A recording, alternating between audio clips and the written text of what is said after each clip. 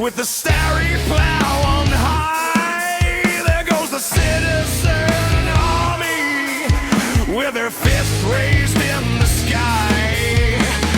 Leading them is a mighty man with a mad rage in his eye. My name is James Connolly. I didn't come here to die, but to fight for the rights of the working man and the small farmer too. Protect the proletariat from the bosses and their screws. So hold on to your rifles, boys, and don't give up your dream of a republic for the working class, economic liberty.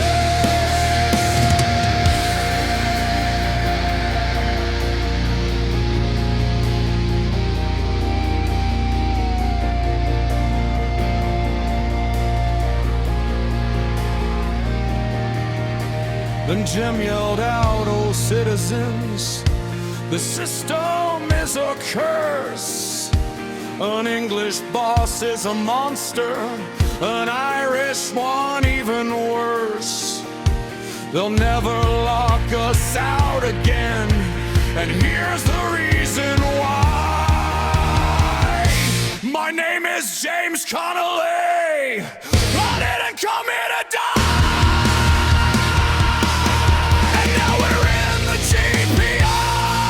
Aye lad, this one is for James Connolly. This video will be an analysis of 30 hand-picked articles from James Connolly's collected works, which can be found on Marxist.org or bought from various places, as well as an overview of the James Connolly and Daniel DeLeon controversy, again on Marxist.org and probably available to buy in print, which will be featured at the very end. The layout of the categories and articles will be the following. We will begin by talking about James Connolly's thought as part of a syndicalist tradition. Then we will move on to his nationalist thought. Then we will talk about the land question. Then we will talk about imperialism. We will briefly touch upon a systems analysis of his two articles, The Difficulties of Capitalism and The Difficulties of Socialism. Then we will talk about the revolutionary tradition found in James Connolly's thought, which is pretty obvious. And then finally, we'll talk about the Daniel DeLeon controversy. That's where we'll end the video. So let us dive into James Connolly's syndicalist thinking, starting with his first ever article on party politicians.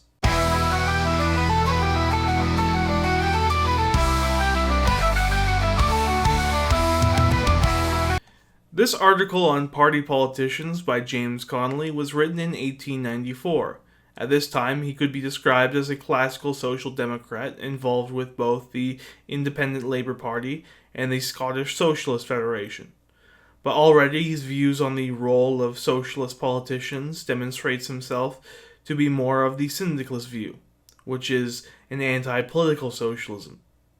Let us read it in its entirety before I begin my analysis. Here, James Connolly uses the occasion of the 1894 Edinburgh municipal elections to launch a multi-pronged attack on the established political order, both liberal and Tory, expose the hypocrisy of bourgeois politics and religion, and articulate a strategic vision for the socialist movement.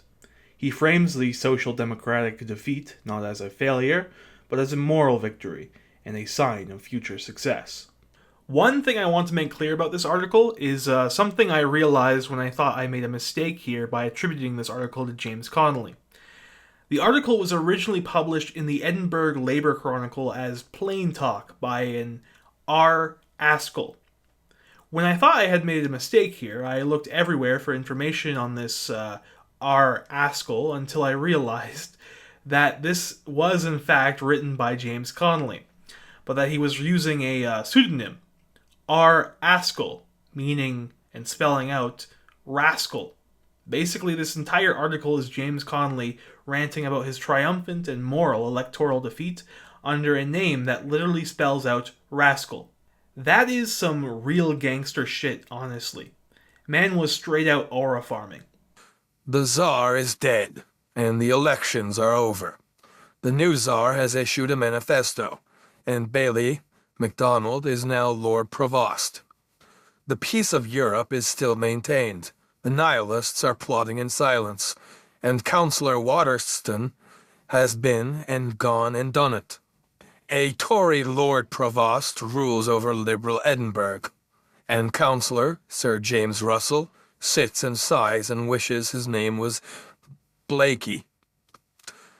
Edinburgh Town Council attended divine service in Hope Park, UP Church on Sunday, 18th November, in honor of the Lord Provost, who is a member of that congregation. I wonder if they meant it. The Liberals have threatened to oppose Mr. Waterston because he voted for Provost MacDonald.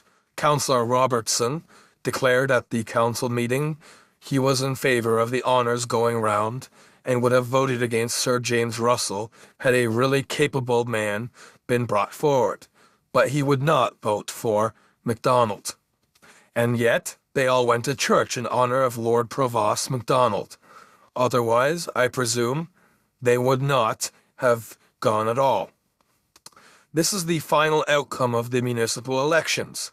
All the old gang are returned to office, and the municipal life of Edinburgh in the ensuing year will be marked by the same scrupulous regard to economy in wages and efficiency in jobbery to which we have been so well accustomed in the past. The Social Democrats were defeated on the authority of the celebrated representative of culture, Mr. Francis McAweeney. We are told they received a crushing blow. Yet a more jubilant lot of men and women it would have been impossible to find on the day after the election. Connolly begins by equating the ascension of a new Russian Tsar with the election of a local civic official, the Lord Provost of Edinburgh, a position akin to a mayor. Here he is framing Edinburgh's government as an illegitimate and unrepresentative autocracy, as the liberal Edinburgh is now ruled by a Tory Lord Provost. This suggests that the new government is much like a tsardom, an illegitimate autocratic government ruling over a diverse empire. The political regime of Edinburgh, which elected a Tory official despite the city's liberal history, shows a fundamental failure of the system to adequately represent itself. He positions himself as an outsider, viewing the entire bourgeois political system as tyrannical and illegitimate. This is a fundamentally revolutionary position despite the social democratic position he held at the time. It is important to point out that at this time, classical social democracy contained both reformist and revolutionary tendencies. James Connolly shows himself here to be of the revolutionary tendency within classical social democracy. The latent expression of this excerpt, by equating the political regime of Edinburgh to tsardom, expresses the syndicalist view that only a revolutionary scientific administration of the proletariat could adequately represent Edinburgh. Otherwise, under a political regime, Edinburgh is condemned to either its natural liberal government or a Tory state of exception by the circumstances of the political climate. Without stating it explicitly, Connolly is expressing the desire for a state of workers' syndicates, even if he hasn't yet arrived at that position. Just look at the statement regarding the church service uniting the town council with Lord Provost Bailey MacDonald and his congregation. The phrase, "I wonder if they meant it," is a jab at the political display of unity and respect, as being a purely performative act. This is an attack on the entire bourgeois political regime. Connolly exposes the hollow core of bourgeois political culture, where appearance and protocol trump principle and genuine belief. Councillor Robertson's statement is also evidence of the highest degree of unprincipled politicking within the bourgeois political regime. Robertson, with his declaration against MacDonald, but in favor of the honours going round, is an indictment of the politics of patronage and rotation, not of public service. His statement that he would have voted against Sir James Russell had a really capable man been brought forward, but that he would not vote for MacDonald, is the epitome of a weak, vacillating opposition. He stands for nothing but his own minor political calculations. The reference to the Old Gang frames the established Liberals and Tories not as legitimate opponents to the Socialists, but as a closed and self-serving clique. They are not public servants, but a political machine. Connolly references the scrupulous regard to economy and efficiency, bourgeois buzzwords, that really mean a suppression of workers' pay as their fiscal responsibility, and the jobbery of their administrative so-called competence, which really just means corruption and handing out favors. Again, this is indicative of an anti-political socialism, given expression by syndicalism, though not yet explicitly arrived at. Connolly frames the defeat of the socialists as a moral victory, as evidenced by their jubilant defeat. Connolly will explain this further in the article. An opponent passing under the windows of their committee room, an hour after the result of the poll was declared, on hearing the jubilant speeches and enthusiastic cheering of the socialists, was constrained to remark to a companion that the Social Democrats receive a defeat better than their enemies do a victory. And he was right. Some defeats are better than victories. A defeat endured as the result of contest conducted in a fair and honorable manner is 1,000 times more creditable to the defeated party than a victory gained by all the mean and unscrupulous arts of the wire pullers. The socialists did not send any carriages for their lady supporters. They did not have committee rooms outside the polling booth and, waylaying unfortunate voters, rush them in, and then escort them between tall hats and frock coats, to record their votes in favor of the rights of property.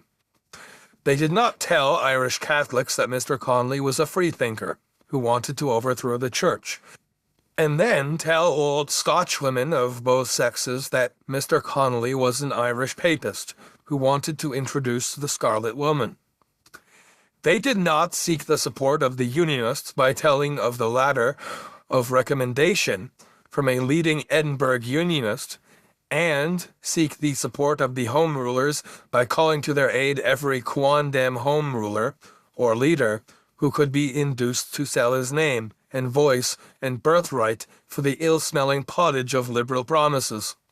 The Social Democrats were defeated, but last year the vote polled in George Square Ward for the Independent Labour Party candidate was only 1/13 of the total poll, whereas in St. Giles the vote for the avowed Social Democrat reached 1/7 of the total poll.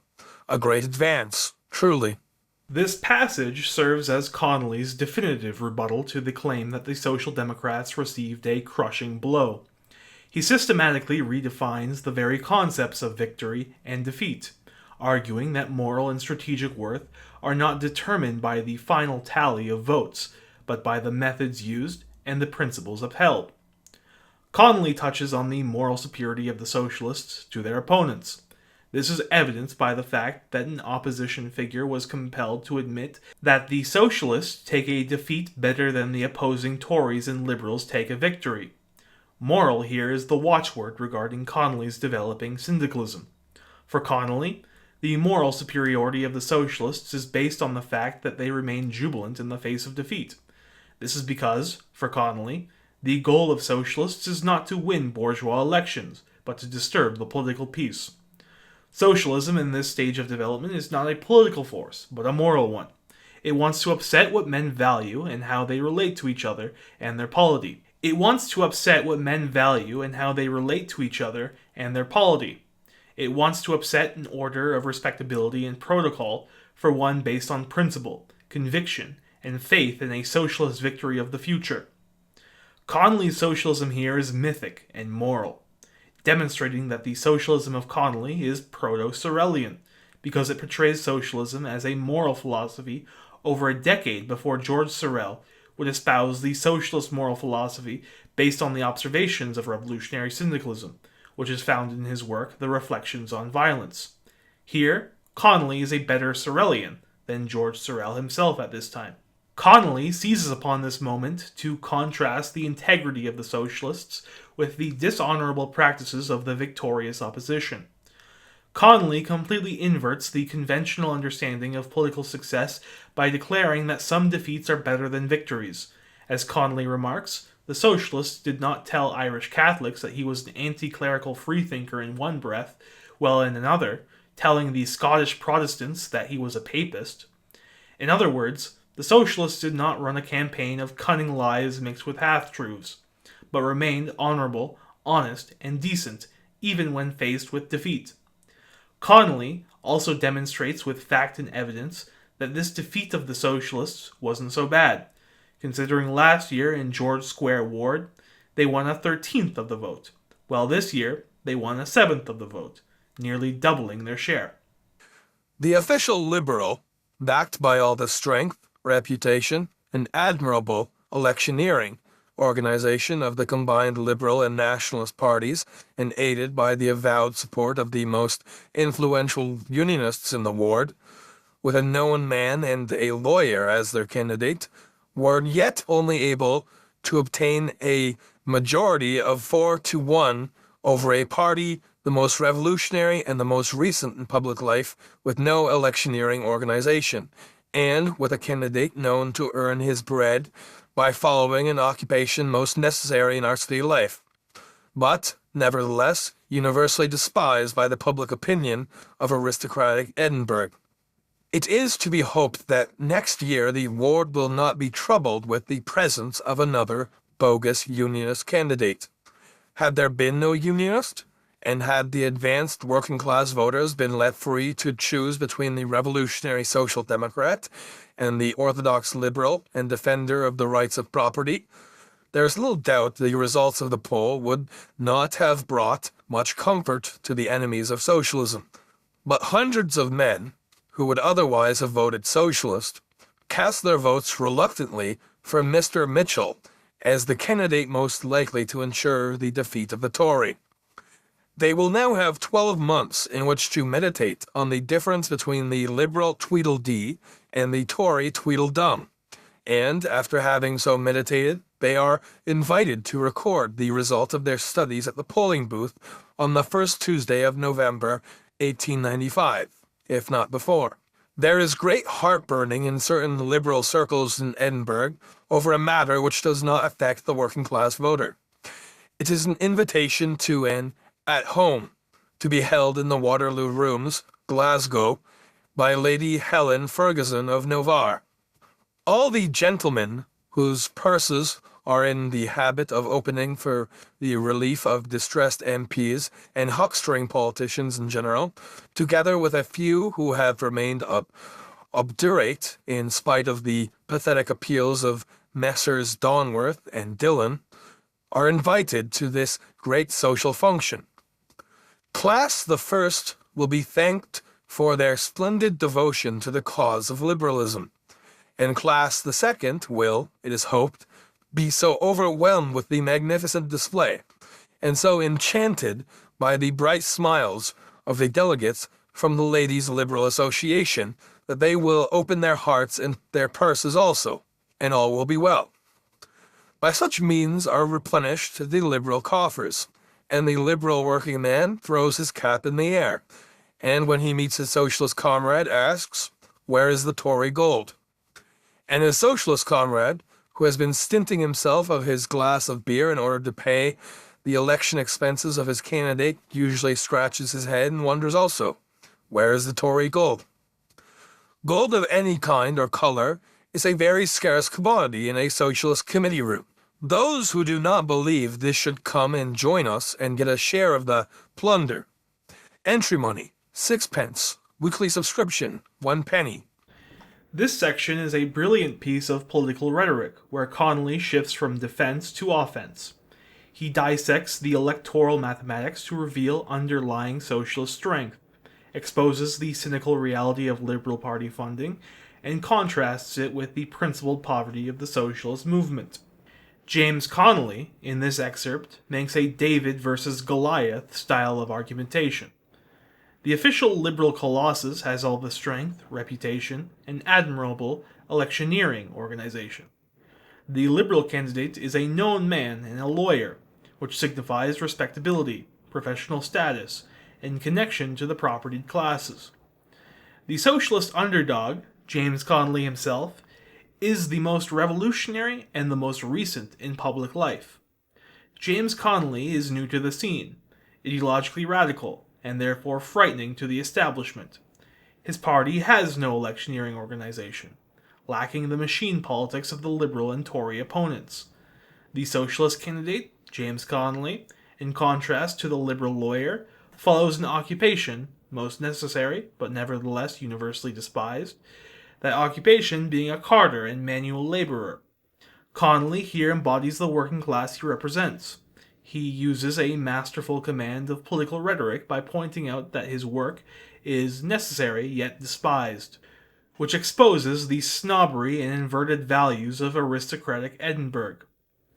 Connolly moves from a moral argument to a sharp tactical analysis of the vote by explaining the 4-1 majority and pointing the way to future victory. Connolly argues that a Tory candidate split the anti-Liberal vote. This forced working-class voters who were anti-Tory into a pragmatic choice of voting for the Liberals. This is a classical, predominant analysis of electoral politics from a radical socialist perspective, arguing against the lesser of two evils trap. For Connolly, the lesser of two evils narrative manipulates workers to vote against their class interest. The liberal Tweedledee and Tory Tweedledum is a famous allusion from the novel Through the Looking Glass, and What Alice Found There by Lewis Carroll, written as the sequel to his Alice's Adventures in Wonderland. What he is getting at with this allusion is that the Liberals and Tories are indistinguishable from each other in their defense of property and capitalism. This is a classical socialist rhetorical jab at electoral politics, one that I am sure all of you are familiar with and even use yourself, which, yeah, you should use it. Fundamentally, it is correct from a historical materialist perspective to view the duopoly as the same despite their differences on hot-button issues, because these hot-button issues are like Gnostic archons for the demiurge. They seek to conceal what matters: the property question and the future of the capitalist system. Lastly, this excerpt ends with a ironic chorus. Where is the Tory gold? This is the central ironic device of the passage. The liberal working man is duped by the pageantry and parrots the myth that the Tories are the only ones backed by wealthy interests. The socialist comrade, who has literally sacrificed his own meager comforts, the stinting of his glass of beer, scratches his head in bewilderment. The joke is that the socialists have no gold at all, while the liberals are knee-deep in it. Connolly concludes with an ironic advertisement for the socialists. Gold of any kind or color is a very scarce commodity in a socialist committee room, leading to, Nota bene. Those who do not believe this should come and join us and get a share of the plunder. Entry money, 6 pence. Weekly subscription, 1 penny. Advertisement. The word plunder is used with heavy irony, as the plunder is the financial burden of funding their own movement through immense personal sacrifice. This contrasts with the real and unspoken plunder of the liberals through way of their political favors and economic advantages gained by their wealthy backers. Any orthodox liberal or Tory politician will tell you that one cause of the great misery among the working class is to be found in the alarming prevalence of early marriages. Yet in face of this lamentable fact, we are informed that His Grace, the Duke of Argyll, who is 71 years of age, is about to get married to his third wife. As this step may lead to a still further increase in our pauper population, it is to be hoped wiser counsels will prevail and prevent the young couple from taking the final disastrous step. Ambrose Malvern, aged 68, committed suicide by jumping from a hotel window. This young man had married a widow the previous day. So I read in a contemporary, if someone will undertake to send this to His Grace the Duke of Argyll, he might yet pause in his headlong career, and the nation will be saved from an impending calamity. Mr. William McEwen, MP, gave £50,000 to assist in building a new wing to Edinburgh University. We give thanks. Edinburgh Town Council, having a love for the beautiful, spent £70,000 in obtaining for the citizens a better view of McEwen's £50,000. Again, we give thanks. The first act of the newly elected town council was to accept an estimate for the proposed widening of the North Bridge, and refuse to insert in it a clause requiring the payment of the current rate of wages. The laboring people who voted for the return of the old gang to office are still giving thanks. We are a great people. I hear the Reverend Mr. Jackson, at a meeting in the Albert Hall on Sunday, 18th November, declared his socialism was of the kind endorsed by the Trades Union Congress at their recent meeting in Norwich. If this is true, the reverend gentleman is eligible for membership of the ILP or SSF, and I would advise him to enter into communication with one or other of those bodies, and take his proper place in the communion of the faithful. But before admission, he might, as a public character, be required to give some practical proofs of his sincerity. Not that we would expect him, as a follower of him of Nazareth, to sell all he has and give it to the poor, as one would-be follower was required to do. Oh no. Our latter-day Christianity is far too practical to adopt such harebrained theories of restitution as that implied in the aforementioned utterance of their master. This section is a brilliant example of Connolly's use of satire, irony, and biblical allusion to expose the hypocrisy of the ruling class and its allies. He moves from the specific political analysis of the election to a wider cultural critique, targeting the moral foundations of the society that enables such politics. James Connolly makes a note of the established view of official politicians who blame workers for their irresponsible personal choices as being the cause of their misery. He then uses an ironic reversal. He juxtaposes this with the news of the 71-year-old Duke of Argyll's third marriage, showing the moral hypocrisy of the ruling class, with devastating sarcasm. Connolly frames the Duke and his spouse as a young couple, whose disastrous step may lead to a further increase in the pauper population. The anecdote of the suicide of Ambrose Malvern implies that the reckless behavior of the aristocracy and the bourgeoisie is the real social danger. Connolly's argument is clear.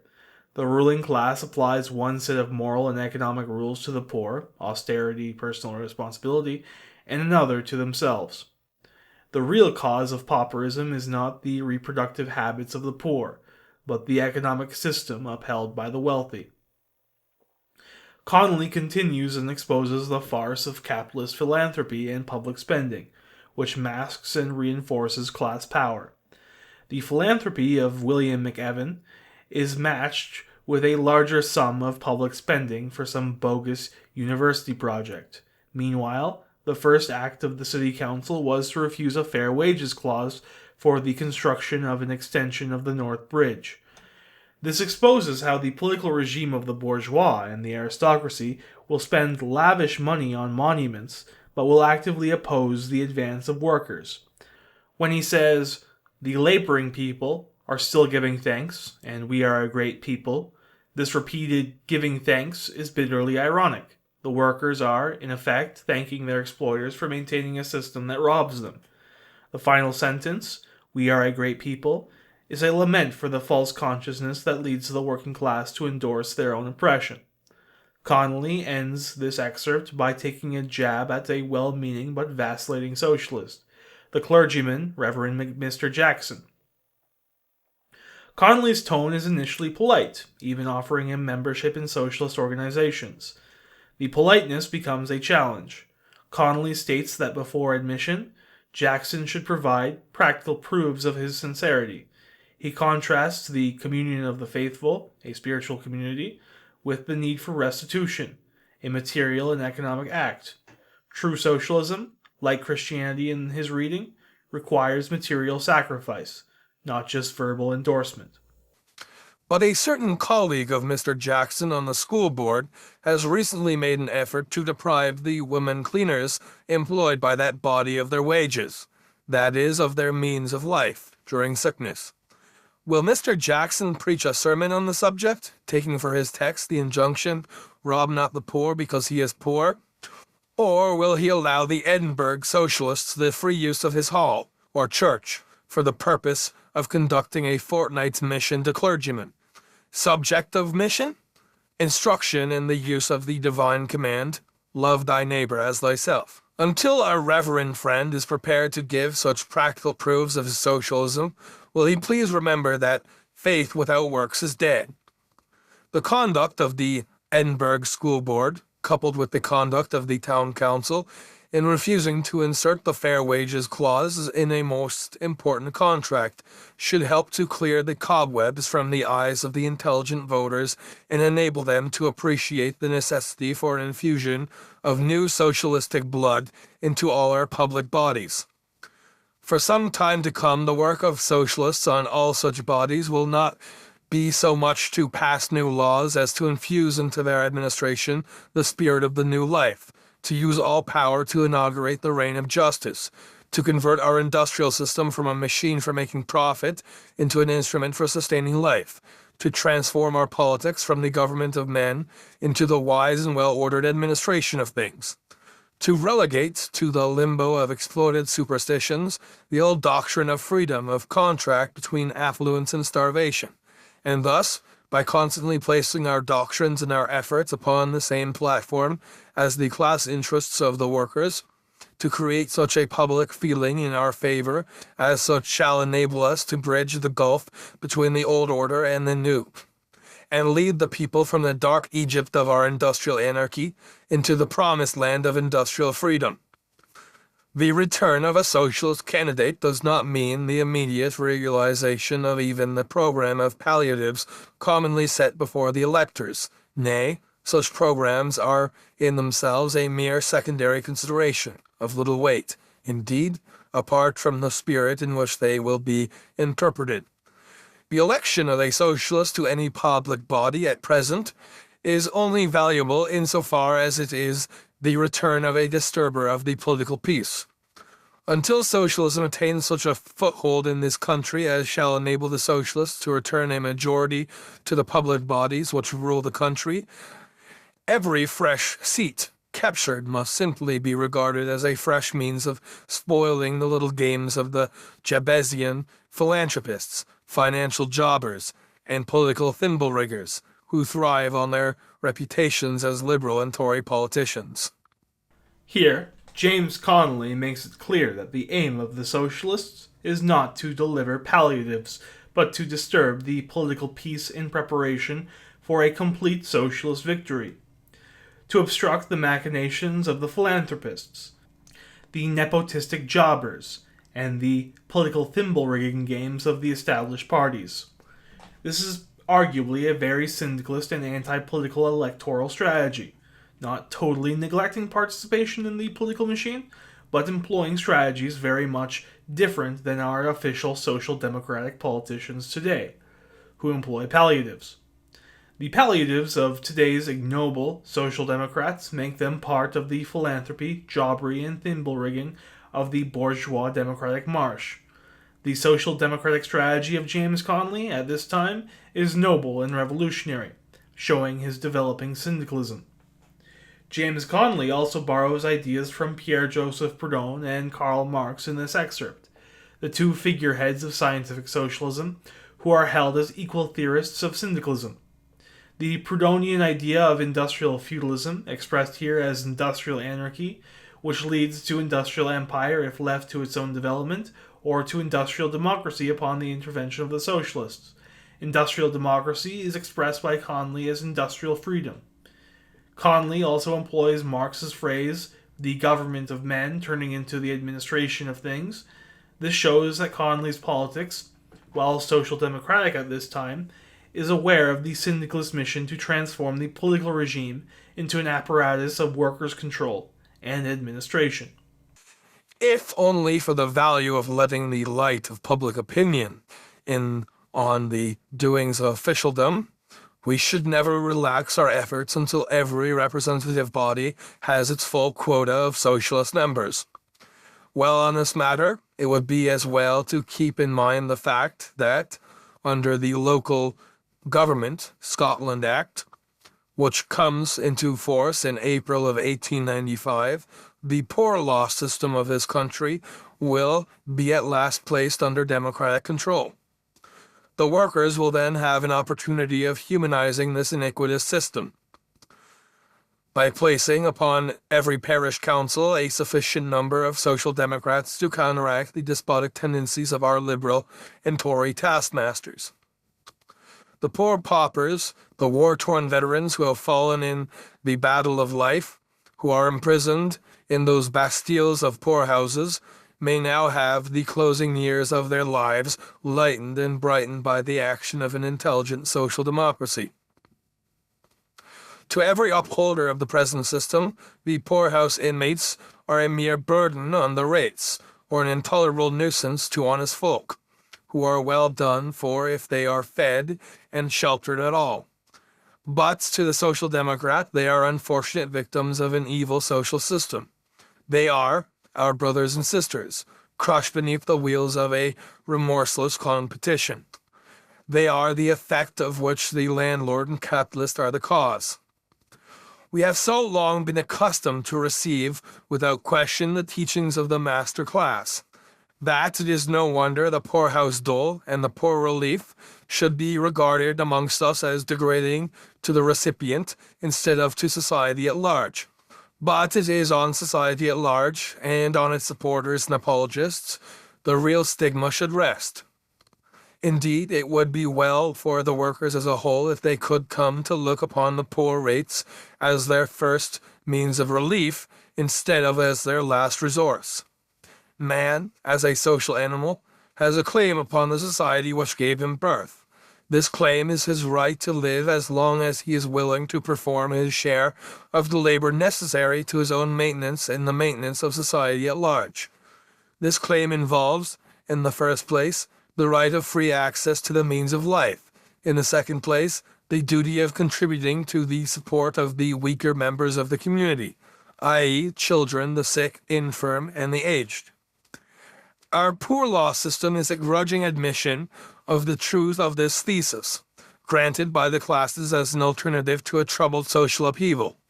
It has been surrounded since its inception with every form of insult and degradation their mean and petty minds could devise, until today the hideous uniform of the pauper is loathed more than the garb of the convict. Thus, our masters have striven to debase this institution, whose existence in our midst they feel to be a standing reproach to the devil take the hiddenmost theory, and which they wish to govern society. To rescue our poor law from their hands, to relieve it from the false ideals with which its administration has been cursed, and to make its administrators in very truth guardians of the poor, this should be the aim of the workers. By so directing their efforts, they may create, out of the framework of our parish councils, a public body who, in solicitude for the public welfare and thoughtful provision for the weaker members of our human family, will find the same incentive to effort as the liberal and Tory politicians find in the grosser pursuit of the glittering spoils of office. But such a body can only arise out of that higher conception of human rights and duties which will flow from a wide and general acceptance of the principles of enlightened social democracy. This concluding section is a powerful and philosophical capstone to James Connolly's article. Here, he moves from the immediate tactics of electoral disruption to a profound theoretical and moral argument about poverty, social responsibility, and the ultimate goal of socialism. It is a powerful piece of persuasive writing that seeks to redefine the very concept of welfare and human dignity. Here, Connolly takes it upon himself to advance the socialist front on a new emerging battlefield, the democratizing of the poor law into parish councils. Connolly wants to not merely take control of the parish councils, but to transform the poor law system into something more human. He contrasts the bourgeois view of the poor as being poor of their own personal failings and a burden on the system. The socialist view of the poor views them as poor because of the capitalist system. Pauperism is a symptom of the capitalist and the landlord. Ultimately, even if welfare is a burden to the taxpayer, it is because of the regime of property. To rid society of this financial burden, the task must be to establish socialism, which will eliminate pauperism through the socialization of land and the productive forces. The welfare system is as degrading to the poor as it is a burden to society. Now we will move on to James Connolly's manifesto for the Irish Republican Socialist Party. The manifesto starts with a quote from Pierre-Joseph Proudhon. The great appear great to us only because we are on our knees. Let us rise. This quote is a basic insight into the fact that the greatness of the ruling class is not inherent, natural, or divinely ordained. The greatness of the ruling class is merely an illusion created by the fact that the popular masses are on their knees and kept docile by a system that exploits them. The quote ends with a call to action. Let us rise is a call for mass awakening, self-assertion, and the reclamation of agency. The act of rising is both physical and metaphorical. It signifies the end of mental and political submission. The choice of this quote is apt given the rest of the manifesto. We will start with this first section titled Object. Establishment of an Irish Socialist Republic based on the public ownership by the Irish people of the land and instruments of production, distribution, and exchange. Agriculture to be administered as a public function under boards of management elected by the agricultural population and responsible to them and to the nation at large. All other forms of labor necessary to the well-being of the community to be conducted on the same principles. This section of the manifesto calls for the replacement of the colonial British administration of Ireland with an Irish Socialist Republic, which would be free also from capitalist tutelage, either Irish or Anglo. Here, James Connolly is no longer a social democrat. He does not care for gradual reforms to the system like he did in Scotland. He wants to overthrow the British capitalist regime on its periphery in Ireland and build a republic of the working class. He calls for the socialization of three key components of the modern economy: public ownership of land, which directly targets the landlord class, which is a source of immense immiseration in Ireland for both the native and Anglo-Irish population; public ownership of the instruments of production, meaning factories, mills, workshops, and machinery. This is everything that is used to produce goods. The source of value creation must be in public hands. Public ownership of distribution and exchange extends public ownership to the entire economic circuit: railways, canals, ships, warehouses, and banks. This ensures that not only is production socially controlled, but so is the flow of goods and capital. The phrase, "by the Irish people," is crucial. It fuses socialist principle with national liberation. The wealth of Ireland is to be owned by its people collectively, not by a foreign crown or a private capitalist class, whether foreign or Irish. This is the concrete realization of the slogan, "Ireland for the Irish," reinterpreted in a socialist context. Connolly establishes a democratic and decentralized model for agriculture, well administered as a public function. It will be managed under boards or councils elected by the agricultural population and responsible to them at large. He then extends this principle to the rest of production. The basic idea here is that land will be managed by boards of the agricultural population and tenant unions. Factories would be run by boards elected by factory workers. Railways would be managed by boards elected by railway workers. Hospitals would be administered by boards elected by healthcare workers, etc., etc. On the face of it, some might attribute this to council communism. I argue this is Connolly's developing syndicalism. Why? Well, council communism essentially argues that land, instruments of production, and distribution instruments be managed by councils of the whole population, meaning that everything belongs to the commons. Factories, railways, and distribution networks are all the public square. This system of economic boards or councils is more syndicalist because each instrument is run by its particular function, and not the entirety of the population, which I myself, as a syndicalist, think makes more sense. So Connolly's thinking here as an Irish Republican socialist can be thought of as syndicalist. He's no longer really a social democrat, and he's definitely not a council communist. Now we'll move on to the section of this text called Program. As a means of organizing the forces of the democracy in preparation for any struggle which may precede the realization of our ideal, of paving the way for its realization, of restricting the tide of emigration by providing employment at home, and finally of palliating the evils of our present social system. We work by political means to secure the following measures. 1. Nationalization of railways and canals. 2. Abolition of private banks and money-lending institutions and establishment of state banks under popularly elected boards of directors, issuing loans at cost. 3. Establishment at public expense of rural depots for the most improved agricultural machinery, to be lent out to the agricultural population at a rent covering cost and management alone. 4. Graduated income tax on all incomes over £400 per annum in order to provide funds for pensions to the aged, infirm, and widows and orphans. 5. Legislative restriction of hours of labor to 48 per week and establishment of a minimum wage. 6. Free maintenance for all children. 7. Gradual extension of the principle of public ownership and supply to all the necessaries of life. 8. Public control and management of national schools by boards elected by popular ballot for that purpose alone. 9. Free education up to the highest university grades. 10. Universal suffrage. The measures here are indicative of an advanced and maximalist socialist program. The first measure, nationalization of railways and canals, takes control of the essential infrastructure for distribution and trade out of private, often foreign hands. It ensures the economy's circulatory system serves the public, not profit. The second measure, the abolition of private banks and the establishment of state banks, is arguably the most radical measure as it strikes at the heart and lifeblood of capital itself.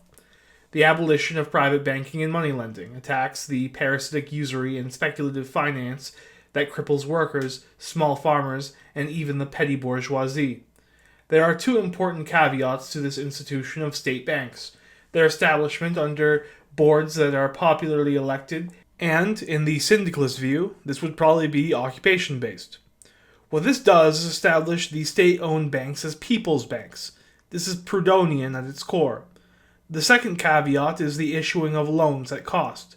This removes what Proudhon calls non-nominal interest, the nominal interest rate that only covers administration. This makes productive enterprise and housing accessible to the entire population. A likely outcome of this would be the flourishing of individual property existing alongside collective property. The third measure establishes rural depots, at public expense, for the most advanced agricultural machinery, which would be lent out to the agricultural population at a rent covering cost and management alone. This accomplishes several things.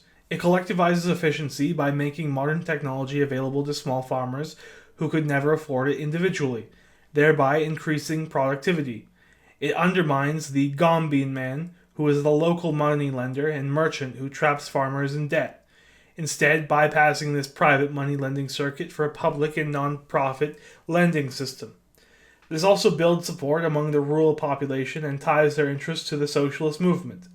The fourth measure, a graduated income tax on all incomes over £400 per annum, is a direct transfer of wealth from the wealthy citizens to fund social security. This imposes on society a duty to the collective instead of mere personal enrichment, the duty being towards the aged, the infirm, widows, and orphans, while the socialist system of public credit, public ownership of land and instruments, will provide more opportunities for social advancement of the worker, the farmer, and the petty bourgeoisie. They must have a duty to the collective, the weaker members of society, instead of their mere individual advancement. The fifth measure establishes the reduction of the working day and the minimum wage, which reduces exploitation by both flooring the rate of exploitation and increasing the free time of the worker. The sixth measure also increases the free time of the worker, particularly for the female sex, by giving child care provided at public expense. The seventh measure announces the gradual extension of public ownership and supply to all the necessities of life. This expresses the fact that the socialist regime is one of a gradual advance of socialism flowing from the people's institutions. Commodity production and exchange economy breaks down over time. It is not outlawed through some infantile revolt against civilization. The eighth measure announces the public control and management of national schools by boards elected by popular ballot for that purpose alone. The ninth measure establishes free education up to the highest university grades, which decimates the elitism of the rentier academic cathedral regime, turning public education from a selective priest-like order of the bourgeoisie and landowners to a beneficial and salutary institution for the whole of the people. Finally, the last measure establishes universal suffrage, incorporating the female sex into the productive and active life of the citizenry. This program is immediately understandable and beneficial to the average worker or farmer, and is in direct conflict with the interests of the capitalist and landlord class. It is also vague enough to adapt to historical circumstance, fitting the Sorelian myth of the general strike. Therefore, this program is antagonistic and mythic, expressing the heroic and mythic revolt against the capitalist regime by syndicalism. That the agricultural and industrial system of a free people, like their political system, ought to be an accurate reflex of the democratic principle by the people for the people, solely in the interests of the people.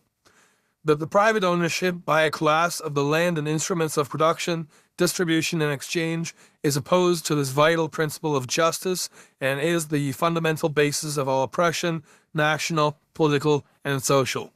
That the subjection of one nation to another, as of Ireland to the authority of the British Crown, is a barrier to the free political and economic development of the subjected nation, and can only serve the interests of the exploiting classes of both nations.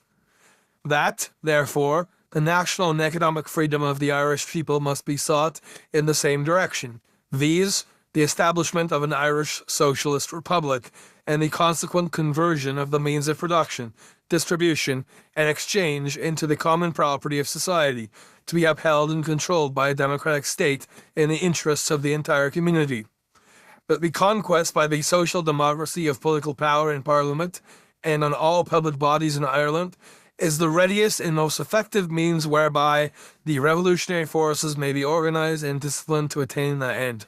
He ends this manifesto by proclaiming that the conquest for socialism will be won by political means.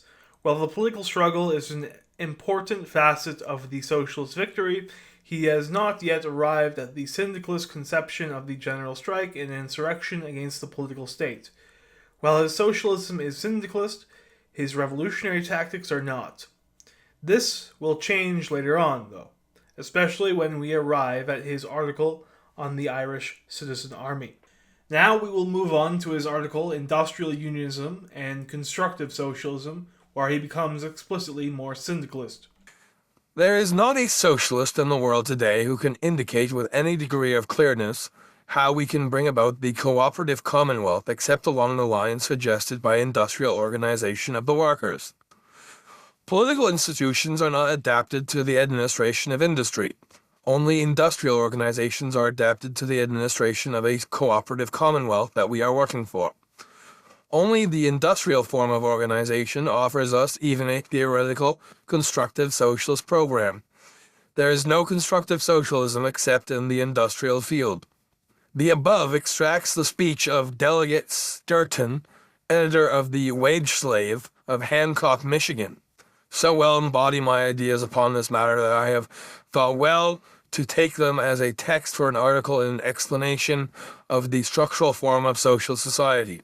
In a previous chapter, I have analyzed the weakness of the craft or trade union form of organization, alike as a weapon of defense against the capitalist class in everyday conflict on the economic field, and as a generator of class consciousness on the political field, and pointed out the greater effectiveness for both purposes of an industrial form of organization. Here, the syndicalism of James Connolly is more explicit. The cooperative commonwealth can only be developed along the lines of the industrial organization of the workers, meaning the workers organized in their syndicates. There is a caveat to this industrial syndicalist line of thinking, however. There is weakness to the craft or trade forms of syndicates. They are useful as weapons of defense against the capitalist class, but not as a method of advance. Syndicalism, therefore, must assume more industrial forms rather than its craft or trade forms. Only then, in its industrial forms, can it advance against capitalism and inherit its mode of production for the socialist transformation. Regarding the day after the revolution, he explicitly states that political institutions are not adapted to the administration of industry. This is an explicit call for a syndicalist industrial administration.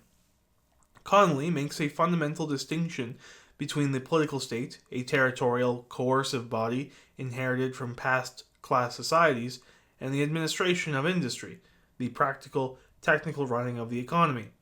He argues that the state structure, based on geography and designed for top-down rule and class oppression, is inherently unsuited for the task of managing complex, interlinked, and dynamic modern production.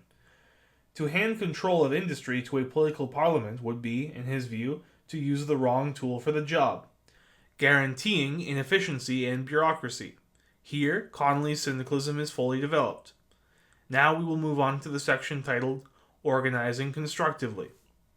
In the present article, I desire to show how they who are engaged in building up industrial organizations for the practical purpose of today are at the same time preparing the framework of the society of the future.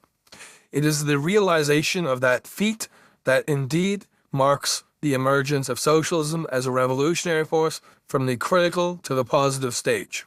Time was when socialists, if asked how society would be organized under socialism, replied invariably and airily that such things would be left to the future to decide. The fact was that they had not considered the matter, but the development of the trust in organized capital in general, making imperative the industrial organizations of labor on similar lines, has provided us with an answer at once more complete to ourselves and more satisfying to our questioners.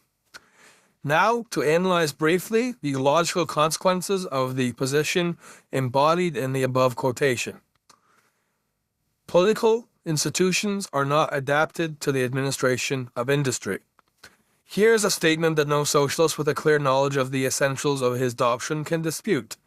The political institutions of today are simply the coercive forces of capitalist society they have grown up out of, and are based upon territorial divisions of power in the hands of the ruling class in past ages, and will carry over into capitalist society to suit the needs of the capitalist class when that class overthrew the dominion of its predecessors. Here, Connolly rejects the teleological views of socialism. He posits that the process of building the revolutionary movement must prefigure the end goal.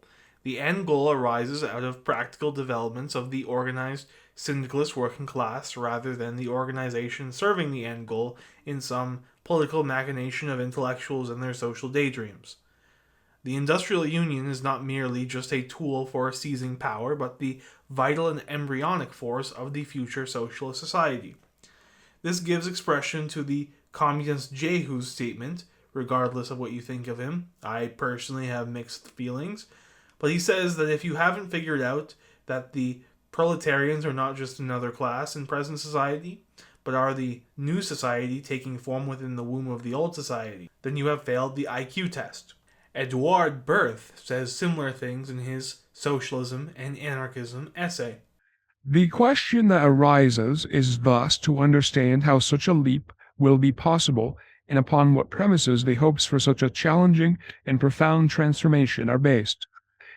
Syndicalism responds that this transformation is already prepared by capitalism itself, that within the very entrails of capitalism, there is a developmental process underway that is causing it to evolve from its commercial and usurious form into increasingly more industrial forms, that in the most modern industrial plant, it is in the process of replacing at an ever-increasing pace the discipline of mindless labor, which recalls more or less that which takes place in a workhouse and demands a totally passive form of obedience, with another, more voluntary kind of labor, which is based on a sense of duty, a discipline that is therefore not external to the workers, but internal, and that this evolution may be summed up by saying that the requirements of technical skill are assuming more and more predominance over those of command and hierarchy, and that there is a growing degree of autonomy manifested by labor with regard to authority, production with regard to the state, and economics with regard to politics. Syndicalism is nothing but the transition to the culminating point of this evolution. This workshop without employers will not be created overnight, any more than it can be just taken as it is from the hands of the capitalist to the ineluctable process of capitalist economic development. We must add only a process based on conscious participation, by means of which the workers will prepare themselves to accept their inheritance. For, according to syndicalism, it is only by fighting hand to hand with capitalism that the working class can be trained, and only in this way can it emerge from its passivity and become active and acquire all the necessary qualities for its self-rule, without tutelage, over the great progressive workshop that capitalism has created and must bequeath to it. Thus, we see that the thinking of the most advanced modern communist, expressed in Jehu's X statement, is latently syndicalist, shedding its social democratic past. Connolly also takes a critique of modern utopian and vague socialisms, by responding to the notion that the organization of socialist society would be left to the future to decide. He says the vague promises that the details of social society will magically work themselves out is intellectual laziness. It follows from the embryonic and organic development of working class institutions. Still, though, he leaves this conception vague enough to adapt to historical circumstance and therefore has mythic value, while also not being too vague to be considered intellectually dishonest and lazy. Connolly is also making a profoundly Marxist historical materialist argument. He doesn't invent this model from abstract principles, but derives it from the real development of capitalism itself and the organic working class revolt against it via industrial unions. Capitalist competition in its advanced stage leads to monopolies and trusts, large, centrally administered, industrial-scale organizations that plan production across entire sectors. Connolly's genius is to argue that the working class must mirror this structure to fight it effectively. The trust demonstrates that industry-wide organization is the most efficient form for modern production. The task of socialists is to adopt this form while revolutionizing its content, replacing capitalist ownership with workers' democratic control. The capitalist class, in a dialectical twist, creates the very organizational form that will be its gravedigger. Now we will move on to the section titled The Old Order and the New. The delegation of the function of government into the hands of representatives elected from certain districts, states, or territories represents no real natural division suited to the requirements of modern society, but is a survival from a time when territorial influences were more potent in the world than industrial influences, and for that reason is totally unsuited to the needs of the new social order, which must be based upon industry. The socialist thinker, when he paints the structural form of the new social order, does not imagine an industrial system directed or ruled by a body of men or women elected from an indiscriminate mass of residents within given districts. Said residents working at a heterogeneous collection of trades and industries to give the ruling, controlling, and directing of industry into the hands of such a body would be too utterly foolish. What the socialist does realize is that under a social democratic form of society, the administration of affairs will be in the hands of representatives of the various industries of the nation, but the workers in the shops and factories will organize themselves into unions, each union comprising all the workers at a given industry. That said union will democratically control the workshop life of its own industry, electing all foremen, etc., and regulating the routine of labor in that industry in subordination to the needs of society in general, to the needs of its allied trades, and to the departments of industry to which it belongs. That representatives elected from these various departments of industry will meet and form the industrial administration or national government of the country. In the first paragraph, Connolly makes a fundamentally syndicalist argument about the nature of government. The delegation of government into the hands of representatives elected from territorial districts does not represent any real or natural division of society that can be suited to the requirements of a modern industrial society. Territorial government is fundamentally a moribund remnant of feudalism. For Connolly, the socialist order will be premised upon the industrial formations of the working class, represented by their syndicate. In the second paragraph, he says socialist thought on the new social order is not conducive to what he calls an indiscriminate mass of residents elected from districts. Again, the divisions in the socialist order must be industrial and functional. It cannot be some mass democracy. In the final paragraph, he states that the workers of all industries and trades, once organized into syndicates, will determine the workshop life, electing all foremen. It will regulate the routine of labor in accordance with the needs of society, with the needs of its allied trades, and with the departments of industry to which it belongs. He then ends the section by stating that the representatives elected from these industrial and trade syndicates will meet to form the industrial administration or national government of the country, that is, the Syndical Congress. Here, Connolly's syndicalism is perfectly illustrated. Capital by industry is socialized into self-governing syndicates established as legal entities, and these syndicates will convene in the national legislature. The notion of in accordance with allied trades is key to understanding the nature of this conception of the new state. It is at once a well-conducted orchestra and also a battlefield. It gives expression to the real social war and antagonisms between industries, and disputes are mediated in the Syndical Congress. For the industrial representatives, they must use industrial democracy as a weapon of war to advance their interests if they clash with other industries. This is a vital and energetic conception of democratic rule, not the sterile chatterbox democracy of political and territorial democracy.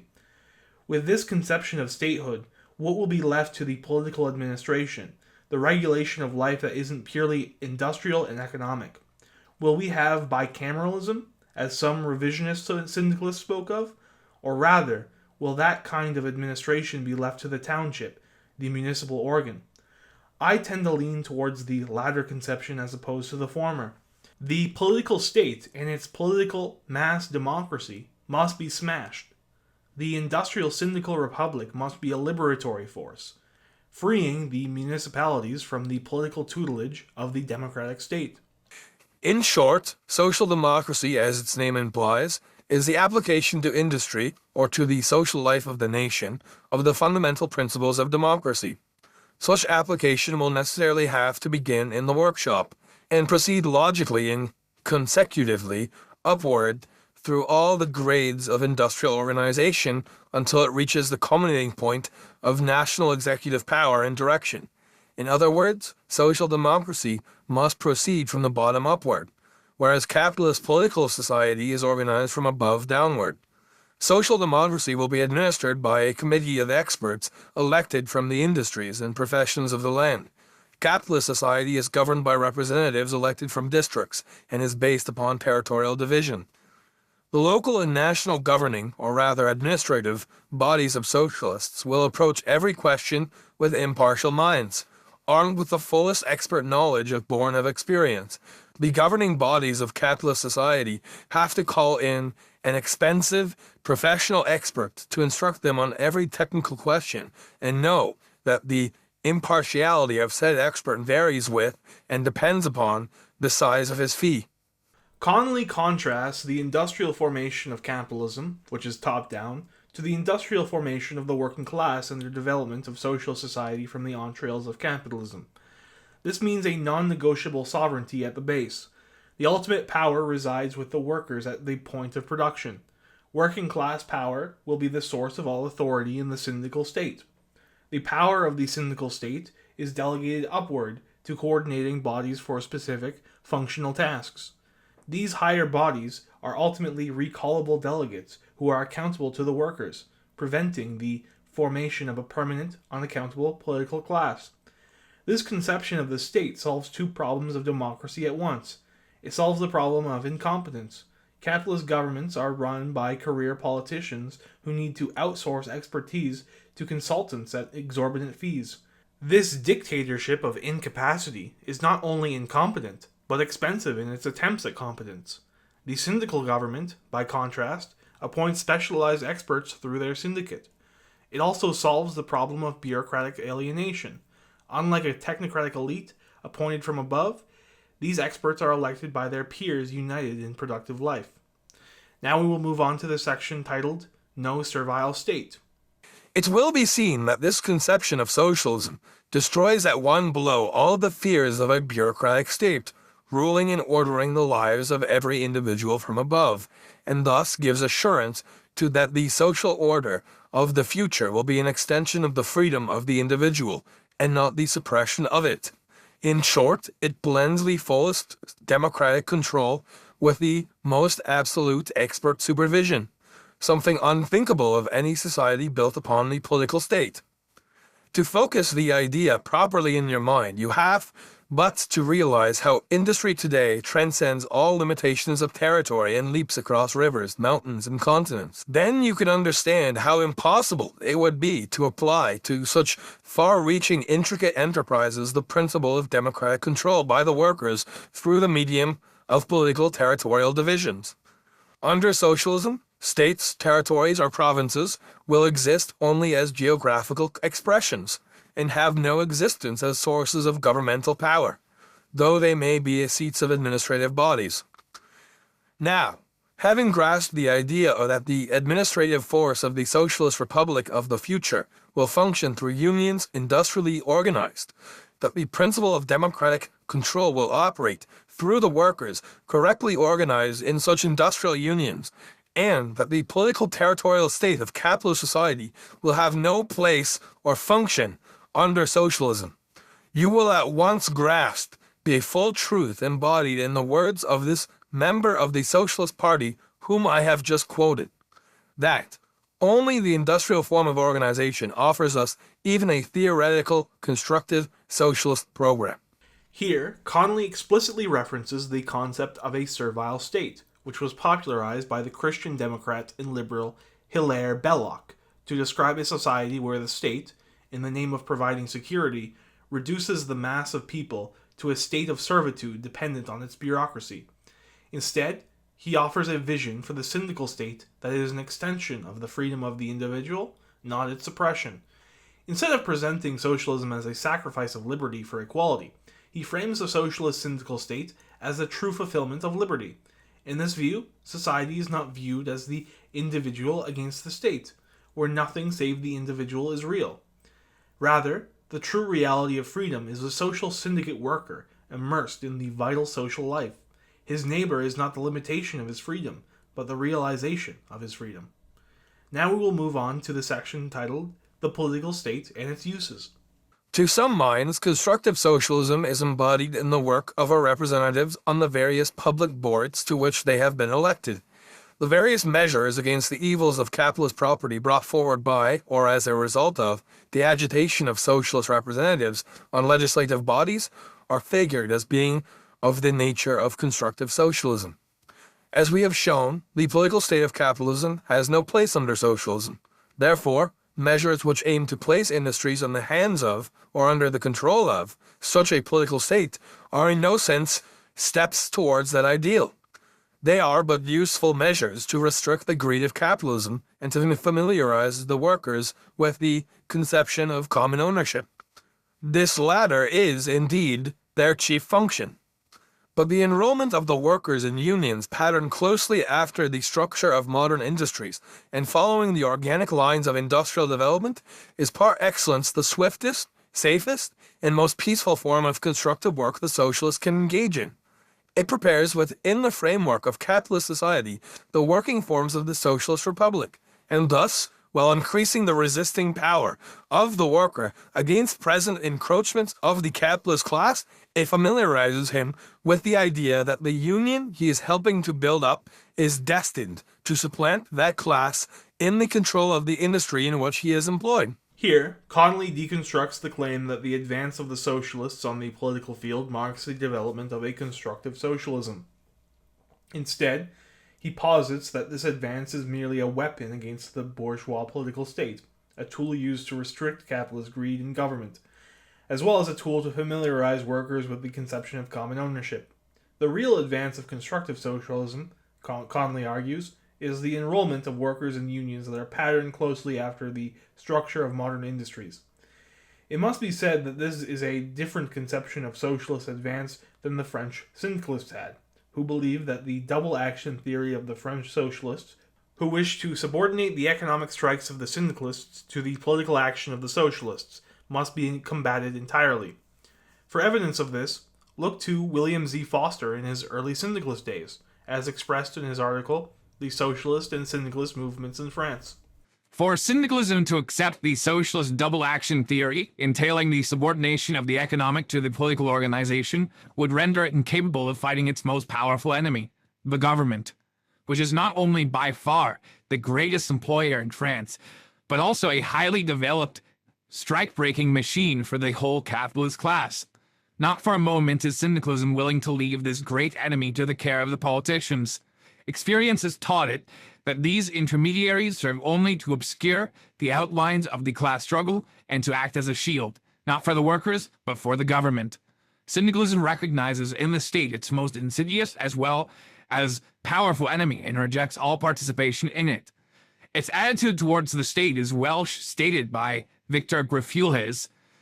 Adversaries of the state and all its institutions form a political point of view. Adversaries of the state and all its institutions form an economic point of view.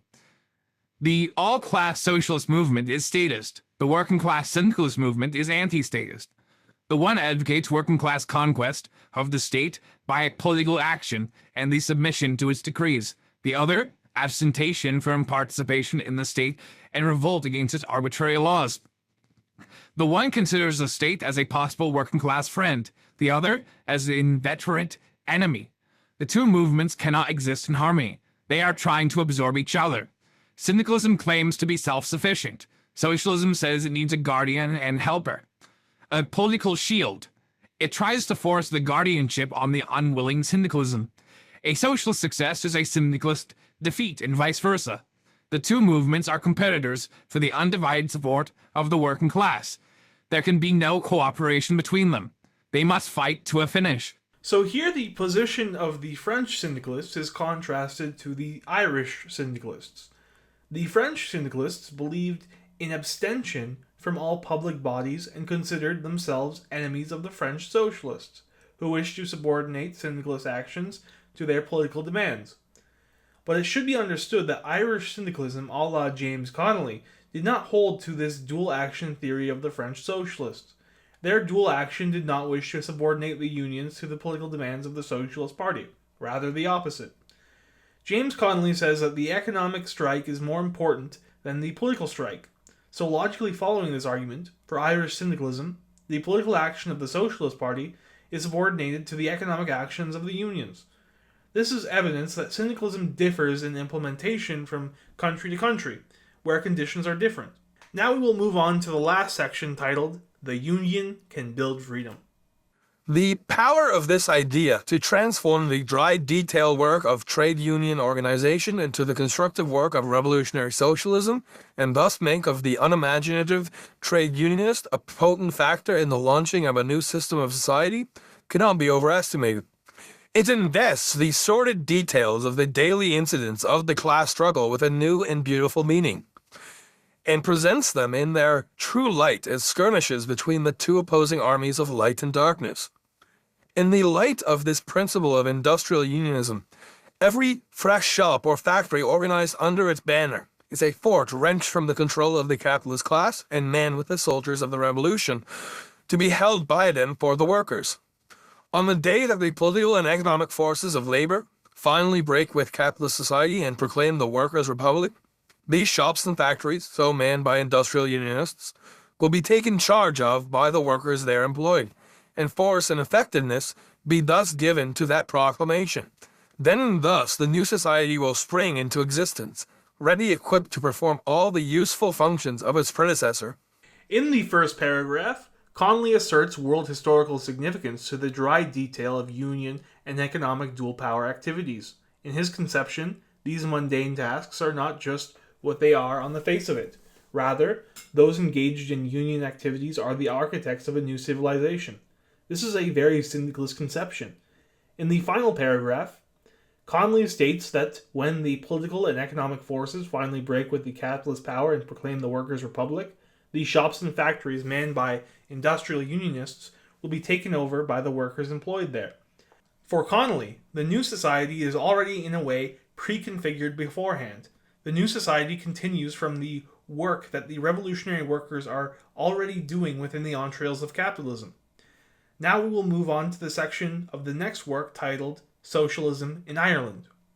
We find that amongst a large section of the Irish in this country, the USA, and Irish socialists here are included, it is tacitly assumed that socialism cannot take root in Ireland, that the home rule press, the supposed conservative habits of thought of the people, and above all, the hostility of the clergy, make it impossible for socialist thought to make headway amongst the Irish working class. This assumption is, of course, not to be reasoned with. You cannot reason with a thing that ignores facts, but is only to be combated with a quiet presentation of facts to prove that which is assumed as impossible of existence is already existent, and not only existent, but lusty, aggressive, and powerful. The influence of the Home Rule press is in reality nil amongst the intelligent working class of Ireland.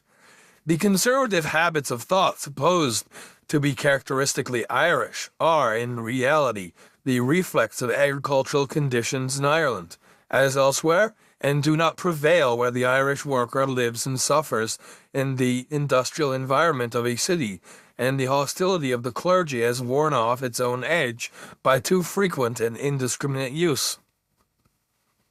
The Irish Socialist Republican Party, founded in May 1896 in Dublin and now represented by the Socialist Party of Ireland, has had to suffer under the boycott of the entire Irish press, with the single honourable exception of the United Irishman, in the early days of that journal, now rechristened Sinn Féin. Of the weekly newspapers was this more particularly true, and it was from the weekly Irish newspapers that the Irish in America and the agricultural Irish derived and derive their impressions of political life in Ireland. Yet, despite this attempt to destroy the influence of this working class party and to circumscribe the scope of its activities, it has to its record and to its honor the credit of having initiated and carried out to a successful conclusion, unaided, the most striking protest against British tyranny in Ireland in this generation, viz., the anti-Jubilee protest of Dublin in 1897, of having been the moving spirit in rendering nugatory the visit of the late Queen Victoria on a recruiting mission to Dublin during the Boer War. A fact recorded by the French newspapers of the time, which spoke of the Socialist Republicans as the only centre from which the British authorities expected trouble, of having originated and popularized an anti-enlisting crusade at a time when even some well-intentioned physical forcemen favored the idea of Irish youths entering the British Army in order to learn the use of the rifle. One of the most disastrous ideas ever current in Ireland, of having emphasized the fact that there have ever been two currents in modern Irish history, viz., the revolutionary and a compromising or constitutional, and that their ideas can no more mix or their ideals be compounded than may blend oil and water.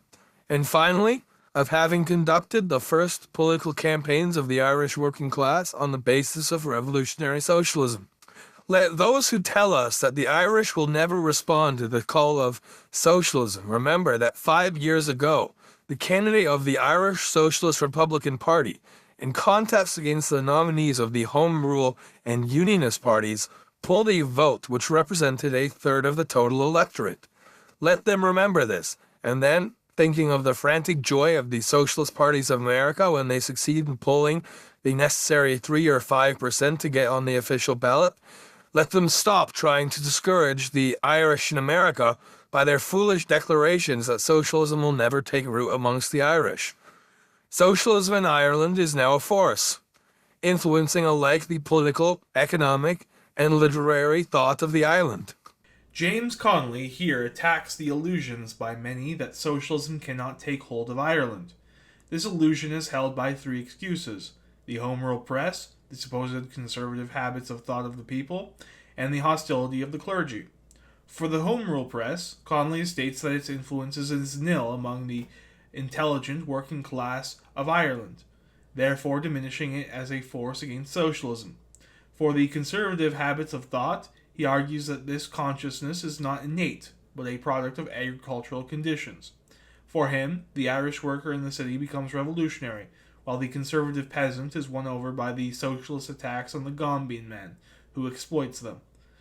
This will become evident when we go to James Connolly on the peasant and landed question. For the hostility of the clergy, this is a paper tiger, as their crying wolf has become too often repeated, losing its potency. Therefore, the clergy has been reduced from a major obstacle to a manageable nuisance. Connolly demonstrates the evidence of the socialist inevitable success in Ireland by the successes of the Irish Socialist Republican Party against insurmountable odds. The Irish Socialist Republican Party experienced a press blackout. However, here's what they were able to accomplish. In 1897, there was the anti-Jubilee protest, as well as the protest against the visit of Queen Victoria. The protests against Queen Victoria's Diamond Jubilee was organized by James Connolly, and many of them led to riots. Connolly denounced the Jubilee as a feast of flunkeyism, and called for resistance against the British Empire, stating that the only debt owed to it by the Irish was hatred for its plundering institutions. There was the anti-enlisting crusade against the Boer War, where the Irish Socialist Republican Party formed the only resistance. The Home Rulers, on the other hand, supported the war effort so that Irishmen could learn the use of the rifle. This shows the weak and vacillating position of constitutional Irish nationalism. He also evidences the possibility and inevitability of socialism in Ireland via the 1903 election, where the Irish Socialist Republican Party won a third of the vote. For him, this is the envy of socialists in America, who are in frantic joy of winning 3 to 5% of the vote. This completely demolishes the socialist Irish American pessimists who are ignorant of the realities of their homeland. It is interesting to observe how Ireland has been and is being made the scene of many radical experiments in legislation, which, in any other country, would be only looked for as the result of a great socialist upheaval. The Land Acts, or rather the purchase clauses of the Land Acts, upon which so many of our doctrinaires waste so much good ink in reckless denunciations, are, despite their many drawbacks, an assertion of the right of the original community not only to establish new property relations to suit new ideas, but also to establish tribunals by means of which the working of these relations may be supervised and controlled. Of course, it is not the land nationalism many of us would like to see, but is nevertheless the germ out of which a socialization of the land may ultimately develop. In Ireland, the propaganda of land nationalization was doomed to sterility in the past by virtue of the fact that the most earnestly radical and truly revolutionary people in the country, and hence the people most sincerely democratic, looked upon the government as a foreign government, and, therefore, upon the proposal to nationalize the land as a proposal to hand over the soil of their country to a foreign government, and thus to increase the powers of that government over the economic as well as over the political life of the Irish. In their phraseology, land nationalization meant making the land the property of the government, and they would inquire, what government? The English government? We have no government here. Oh no, it is too much power that the government has already. Hence, not even Michael David could popularize land nationalization in Ireland in his day. The political groundwork was wanting, the necessary basis of a government directly under the control of the people concerned. With the nationalist masses, the same difficulty was encountered in the propagation of socialism. Until the uncompromising attitude of the Dublin socialists on the national question made it clear that socialism meant, on the political side of Ireland, an absolute revolutionary change, which would make the people of Ireland complete rulers of their own country, as the economic change would thus logically make them owners of the country they would politically rule. In other words, The socialists of Ireland had to recognize that the world for the workers can only be realized by the people of each country seizing upon their own country and wresting it by one means or another from the hands of the present rulers or proprietors, and restoring it with all its powers and potentialities to the people who inhabit it and labor upon it. With the advent of self-government in any shape in Ireland, the question of the ownership and administration of the soil can, and will, be approached in a new spirit. One change I foresee, and hope for, exists already in embryo in the Labourers' Cottages Acts. Under these acts, the local authority has the power to acquire land and build cottages for the labourers. These latter become the tenants of the local authority. Now I foresee that there may be a change in the spirit of future land acts, and that the local county councils may be authorized to acquire the lands now purchased by the farmer, and that the purchase price being paid by the present tenants may be changed into a rent payable to the democratically elected county councils. If this were done, and a reduction in the yearly payment, coupled with a guarantee of fixity of tenancy and right to a selling interest in the farm, goodwill, given to the farmers in return for their surrender of their future rights of ownership, it is quite conceivable that such a change might be effected without any more opposition than would be offered to any other legislative change. But the result of this change would be that the local county councils would become the owners of the soil under the national government.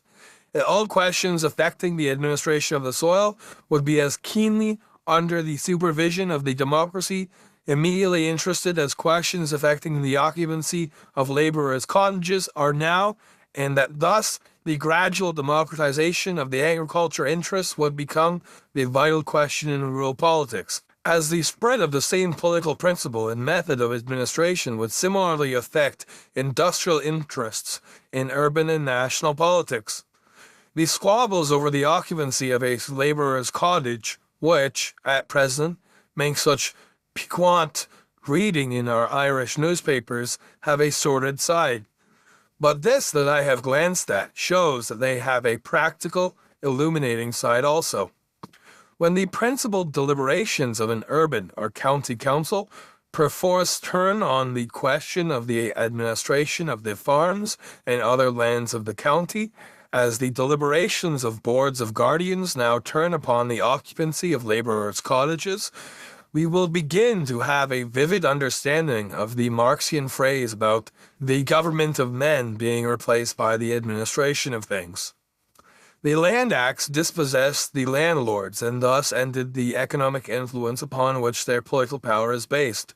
Hence, outside of northeast Ulster, the landed aristocracy have ceased to be a power in politics. An agricultural labourer would have a greater chance to be elected than a landlord in the southwest or east of Ireland would have by his former tenants. The genius of peasant proprietorship is essentially individualistic, and therefore exercises a disintegrating influence upon the political strength and influence of the present proprietor. The Land Acts, therefore, have, despite their faults, destroyed the slavery of the Irish tenantry, taken from agricultural questions their exclusive power over Irish affairs, and opened a way for the fundamental reorganization of the social life of the community. Then, 2 years ago, another royal commission investigating the question of Irish railways reported in favor of nationalization, with the coming of self-government the almost unanimous expression of approval with which this was received in Ireland is likely to take concrete form in a legislative enactment. And now another commission reports, likewise, in favor of a state medical service, and this also is received with a chorus of approval. Said I not that although the Irish have little regard for socialist theories, they have a strong bias in favor of action on lines that are in essence lines of socialist activity? Side by side with all this development of mere government socialism, those who know Ireland best know that there is also developing that strong and active spirit of industrial rebellion. the aggressive challenging of the rights and powers of the master class that is absolutely necessary to prevent such governmentalism degenerating into despotic paternalism. I did not believe it to be possible to prevent a continual extension of the powers of government, even if it were desirable. But I looked to the cultivation of the rebel spirit to secure that the extension of the functions of government shall not connote a conquest of powers by the working class instead of an invasion of our rights by the master class. It is because of that defiant, rebel spirit in Ireland today, ever keeping step with, indeed outmarching, the trend of legislative experimenting with social problems that we Irish socialists feel at last that we are leaving the stage of theorizing and are seeing our principles becoming the faith that moves our class to action. It is an inspiration to know the working class of Ireland in their times of conflict, to see that class resolute, erect, defiant, day by day battling with its nationalist masters, and in starvation and suffering winning its way to victory, which, at the same time as it closes in grappling with the Irish exploiter, it holds itself uncompromisingly aloof from and hostile to its British rulers and their Irish allies. To know that class is to love it. And I pity those in whom the narrow prejudices of a colony are still, after 300 years of plantation, too strong to permit them to identify themselves with such a nation. Connolly begins with a striking paradox. Ireland, an oppressed colony, is witnessing state interventions that are inherently socialist in character: land redistribution, proposed railway nationalization, a proposed state medical service. This immediately forces the reader to reconsider their definition of a revolutionary situation. The upheaval is not in the streets yet, but in the legislative chamber, driven by the need to manage the Irish question. He gives the Land Acts as an example, which he says are the germ out of which a socialization of the land may ultimately develop. He chastises the doctrinaires who engage in reckless denunciations of the Land Acts for not being pure land nationalization. To him, and to the observations of many Irish socialists, the nationalization of land by the state would be a fatal error and also premature, given the state of Ireland. This is because, ultimately, nationalization of land by the government is exactly that, nationalization by the government, because ultimately there was no Irish government to nationalize the land.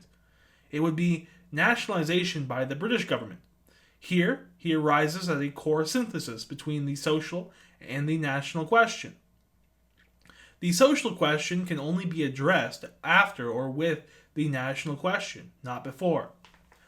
Connolly also points to the Labourers' Cottages Acts, which establish local authorities with the power to build and rent homes. He cites this as a living example of municipal socialism in action. He proposes that these county councils become the ultimate owners of farmland, with farmers paying rent to these democratic local bodies instead of purchase annuities to the British state. His proposal here is genius, as it promises a reduction of their yearly payment and a guaranteed tenure. This is a pragmatic transition that could win popular support. Connolly issues a dire warning to Ireland regarding this mere governmental socialism, which separates his revolutionary socialism from top-down statism.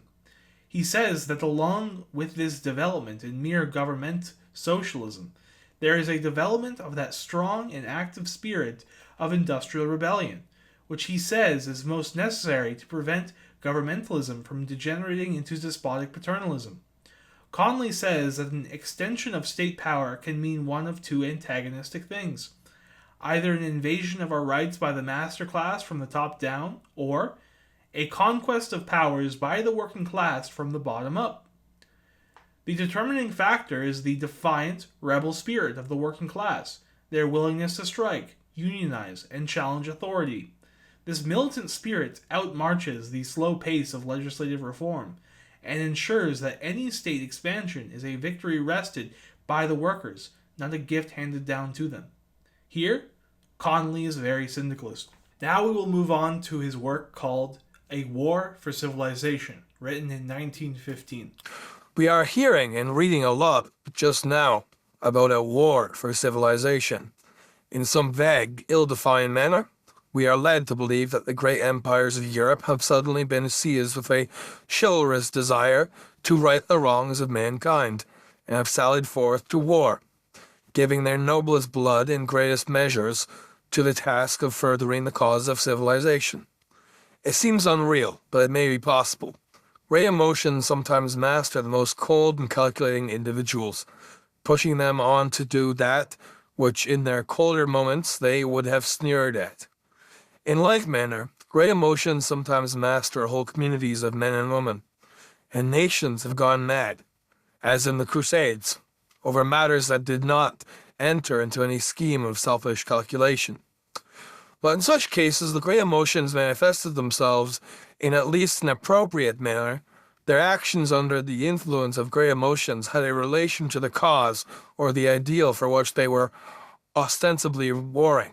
In the case of the war for civilization, however, we look in vain for any action which in itself bears the mark of civilization.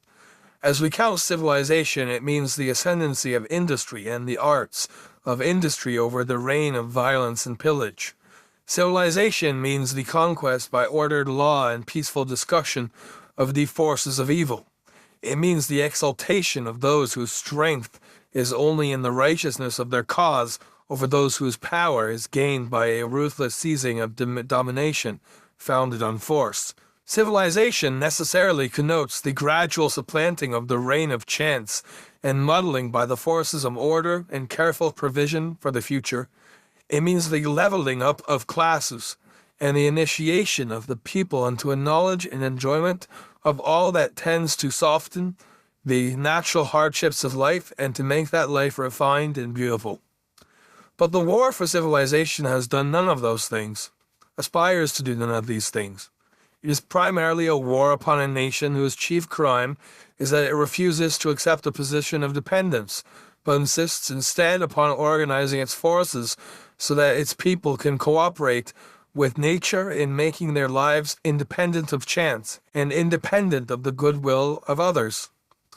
The war for civilization is a war upon a nation which insists upon organizing its intellect so as to produce the highest and best in science, in art, in music, in industry, and insists, moreover, upon so coordinating and linking up all these that the final result shall be a perfectly educated nation of men and women. In the past, civilization has been a heritage enjoyed by a few upon a basis of the brutalization of the vast multitude. That nation aims at a civilization of the whole, resting upon the whole, and only made possible by the educated cooperation of an educated whole. The war for civilization is waged by a nation, like Russia, which has the greatest proportion of illiterates of any European power, and which strives sedulously to prevent education where it is possible, and to poison it where prohibition is impossible. The war for civilization is waged by a nation like Britain, which holds in thrall a sixth of the human race, and holds as a cardinal doctrine of its faith that none of its subject races may, under penalty of imprisonment and death, dream of ruling their own territories. A nation which believes that all races are subject to purchase, and which brands as perfidy the act of any nation which, like Bulgaria, chooses to carry its wares and its arms to any other than the British market. This war for civilization in the name of neutrality and small nationalities invades Persia and Greece, and in the name of the interests of commerce seizes the cargo of neutral ships, and flaunts its defiance of neutral flags. In the name of freedom from militarism, it establishes military rule in Ireland. Battling for progress, it abolishes trial by jury, and waging war for enlightened rule, it tramples the freedom of the press under the heel of a military despot. Is it any wonder, then, that particular war for civilization arouses no enthusiasm in the ranks of the toiling masses of the Irish nation? But there is another war for civilization in which these masses are interested. That war is being waged by the forces of organized labor. Civilization cannot be built upon slaves.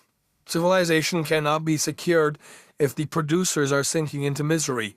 Civilization is lost if they, whose labor makes it possible share so little of its fruits that its fall can leave them no worse than its security. The workers are at the bottom of civilized society. That civilization may endure.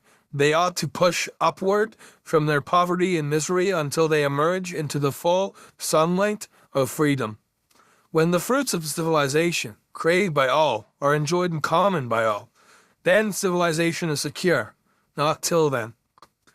Since this European war started, the workers as a whole have been sinking. It is not merely that they have lost in comfort, but lost a certain standard of food and clothing by reason of the increase of prices. But they have lost in a general measure. In Britain, at least, all those hard-won rights of combination and freedom of action, the possession of which was the foundation upon which they hoped to build the greater freedom of the future. From being citizens with rights, the workers were being driven and betrayed into the position of slaves with duties. Some of them may have been well-paid slaves, but slavery is not measured by the amount of oats in the feeding trough to which the slave is tied. It is measured by his loss of control of the conditions under which he labors. We here in Ireland, particularly those who follow the example of the Irish Transport and General Workers Union, have been battling to preserve those rights which others have surrendered. We have fought to keep up our standards of life, to force up our wages, to better our conditions. To that extent, we have been truly engaged in a war for civilization. Every victory we have gained has gone to increase the security of life among our class, has gone to put bread on the tables, coals in the fires, clothes on the backs of those to whom food and warmth and clothing are things of the ever-pressing moment. Some of our class have fought in Flanders and the Dardanelles. The greatest achievement of them all combined will weigh but a feather in the balance for good compared with the achievements of those who stayed at home and fought to secure the rights of the working class against invasion. The carnival of murder on the continent will be remembered as a nightmare in the future. Will not have the slightest effect in deciding for good the fate of our homes, our wages, our hours, our conditions, but the victories of labor in Ireland will be as footholds, secure and firm, in the upward climb of our class to the fullness and enjoyment of all that labor, creates, and organized society can provide. Truly, labor alone in these days is fighting the real war for civilization. Here, James Connolly points out the hypocrisy of the imperial powers in their war of aggression under the name of a war for civilization. Imperial Russia has joined this war, yet it lords over a mass of illiterate peasants. Britain is leading this war to defend the sovereignty of Belgium, yet it keeps most of the world in chains and believes in the right of purchase for all the races of the world. The Allied powers, in their flagrant hypocrisy, are waging a war of barbarism in the name of civilization. Connolly argues, in contrast to this, that there is indeed a real war for civilization being waged, but it is not by the Allies nor the Axis. It is by organized labor. For the war being waged by organized labor against capital is in the interests of real civilization, which exalts the advances made in science, industry, art, and literacy. This is a very syndicalist framing. Organized labor is not working to abolish civilization like some anarchistic permanent revolt against civilized society. Rather, it is acting in the interests of true civilization, in contrast to what the ruling class is sending its slaves to die for. George Sorel makes similar remarks regarding the position of revolutionary syndicalism to civilization. Danger which threatens the future of the world may be avoided if the proletariat hold on with obstinacy to revolutionary ideas, so as to realize as much as possible Marx's conception. Everything may be saved if the proletariat, by their use of violence, manage to re-establish the division into classes, and so restore to the bourgeoisie something of its energy. That is the great aim towards which the whole thought of men who are not hypnotized by the events of the day, but who think of the conditions of tomorrow must be directed. Proletarian violence, carried on as a pure and simple manifestation of the sentiment of class struggle, appears thus as a very fine and heroic thing. It is at the service of the immemorial interests of civilization. It is not perhaps the most appropriate method of obtaining immediate material advantages, but it may save the world from barbarism. Thus, we see that the historical force embodied by organized labor, revolutionary syndicalism, is the true force of civilization in the world. All other forces work against civilization, no matter how highfalutin their language may be. Now we will move on to James Connolly's article called For the Citizen Army. The Irish Citizen Army was founded during the Great Dublin Lockout of 1913 to 1914 for the purpose of protecting the working class and of preserving its right of public meeting and free association. The streets of Dublin had been covered by the bodies of helpless men, women, boys, and girls, brutally batoned by the uniformed bullies of the British government. 3 men had been killed, and 1 young Irish girl murdered by a scab, and nothing was done to bring the assassins to justice. So since justice did not exist for us, since the law instead of protecting the rights of the workers was an open enemy, and since the armed forces of the Crown were unreservedly at the disposal of the enemies of labor, it was resolved to create our own army to secure our rights, to protect our members, and to be a guarantee of our own free progress. The Irish Citizen Army was the first publicly organized armed citizen force south of the Boyne. Its constitution pledged and still pledges its members to work for an Irish Republic and for the emancipation of labor. It has ever been foremost in all national work, and whilst never neglecting its own special function, has always been at the disposal of the forces of Irish nationality for the ends common to all. Its influence and presence has kept the peace at all labor meetings since its foundation, and the knowledge of its existence and of the spirit of its members has contributed to prevent the employers and the government from proceeding to extremes against the fighting unions. It has, in a true and real sense, added many shillings per week to the pay of the union members, since it and it alone has prevented the government doing in Dublin what it has done in Barry, namely, send soldiers in to do dockers' work during a strike. Nationally, it has done much more. When the Great Betrayal was perpetrated on Ireland, and John Redmond and his followers, aided by all the capitalist press of the country, joined in a conspiracy to rush the young men of Ireland into the ranks of the British Army, the first stirring blow struck against that betrayal was the historic meeting in Stephen's Green on the night of Redmond's mansion house fiasco. Who took the field that night in spite of the mass battalions of the British Army, waiting the word in every barrack square in Dublin? It was the Irish Citizen Army sprang into the gap, and by its fearless presence gave new heart and hope to the dismayed and betrayed people of Ireland.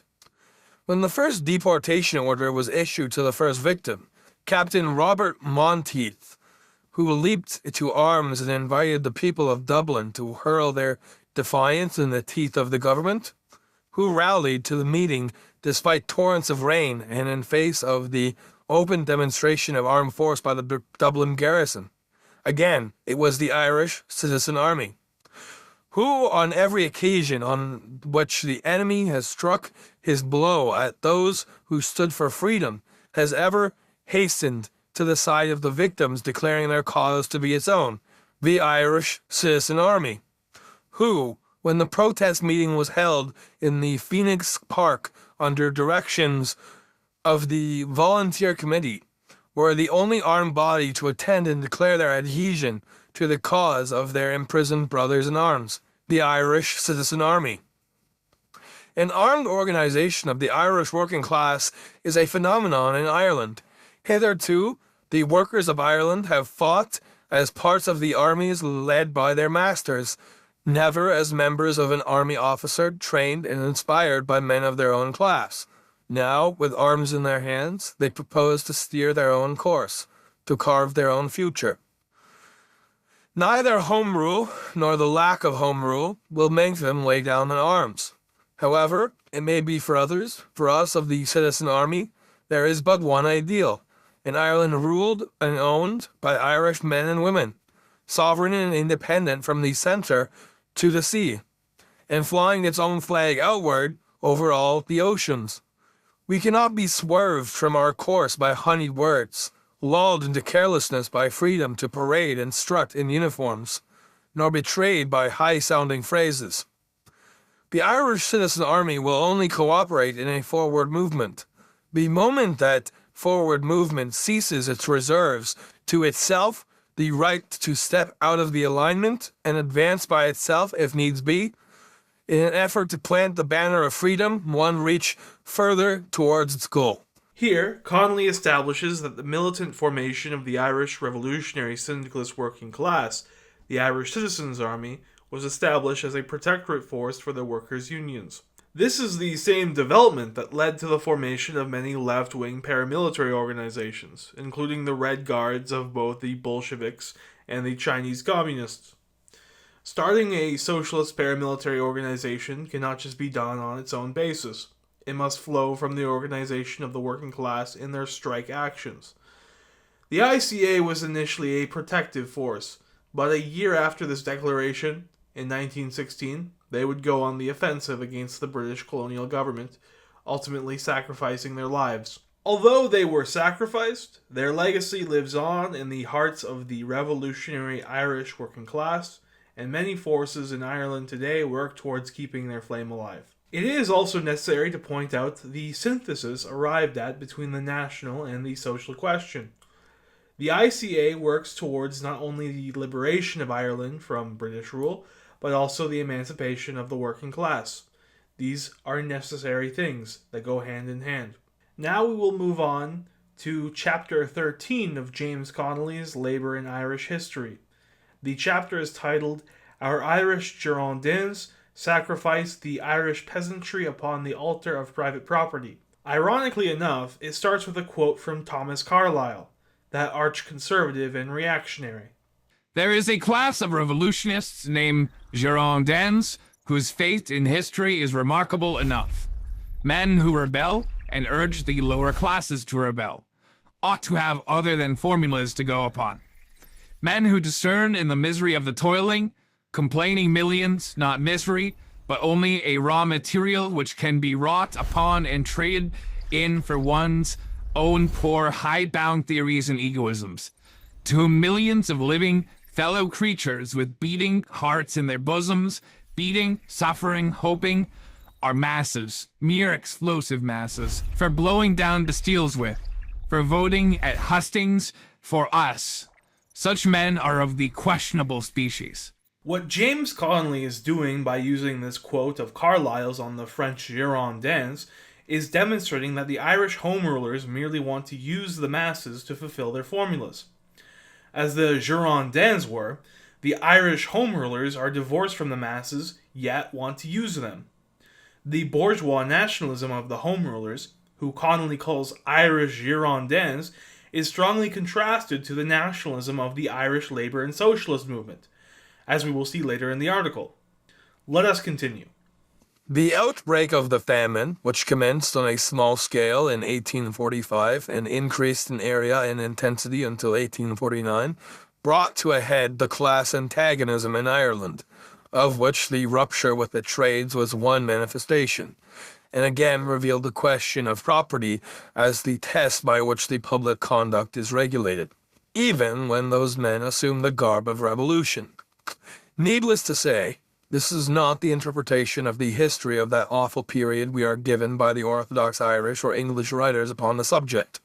Irish nationalists of all stripes and English critics of every variety agree, with wonderful unanimity, in ascribing a split in the Repeal Association which led to the formation by the seceders of the body known as the Irish Confederation to the academic question of whether force might or might not be employed to achieve a political end. The majority of the Repeal Association, we are told, subscribed to the principle enunciated by O'Connell that the greatest sublunary blessings were not worth the shedding of a single drop of human blood.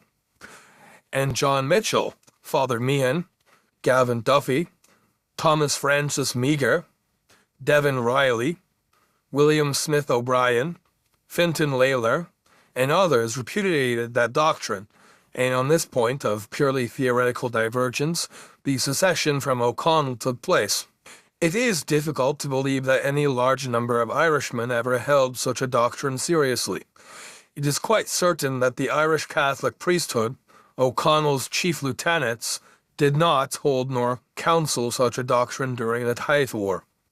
O'Connell himself had declared that he would willingly join in helping England in bringing down the American eagle in its highest pride of flight, which surely would have involved war. And in the House of Commons on one occasion, in reply to Lord Lyndhurst, who had characterized the Irish as aliens in blood, in language, and in religion, Richard Lalor Shield, a champion of O'Connellism, had delivered a magnificent oration vaunting the prowess of Irish soldiers in the English army. In passing, we note that Shield considered the above phrase of Lord Lyndhurst as an insult. Modern Irish nationalists triumphantly assert the idea, embodied in that phrase, as the real basis of Irish nationalism. Here, Connolly reframes the Irish potato famine. For him, it was not a mere tragedy, but the catalyst for underlying social conflict. The failure of the potato crop exposed and intensified the pre-existing fault lines between the propertied classes. He also mentions the rupture with the trades. Here, he is referencing a previous chapter where the Repeal Association clashed with organized labor as another symptom of the class conflict. Connolly mentions that the question of property is the test by which the public conduct is regulated, even when those men call themselves revolutionaries. Connolly is positing that when push comes to shove, the true allegiance of a person or a group is revealed by their stance on property rights. His phrase, "assume the garb of revolution," is crucial here. He is suggesting that many so-called revolutionaries only play the part. Their commitment is to political change of government, not a social overturning of the economic order. When forced to choose between the people and property, they will choose property. Connolly attacks what he calls the academic question of whether force or violence might or might not be employed. His use of the word academic is his primary weapon. He dismisses the moral force versus physical force debate as theoretical, abstract, and ultimately irrelevant to the material realities of the Irish people. This debate is a debate for intellectuals, not for the starving. Here, Connolly in this passage and his quote of Carlyle's is getting at something very syndicalist. The working class does not need the intricate formulas of politicians and intellectuals.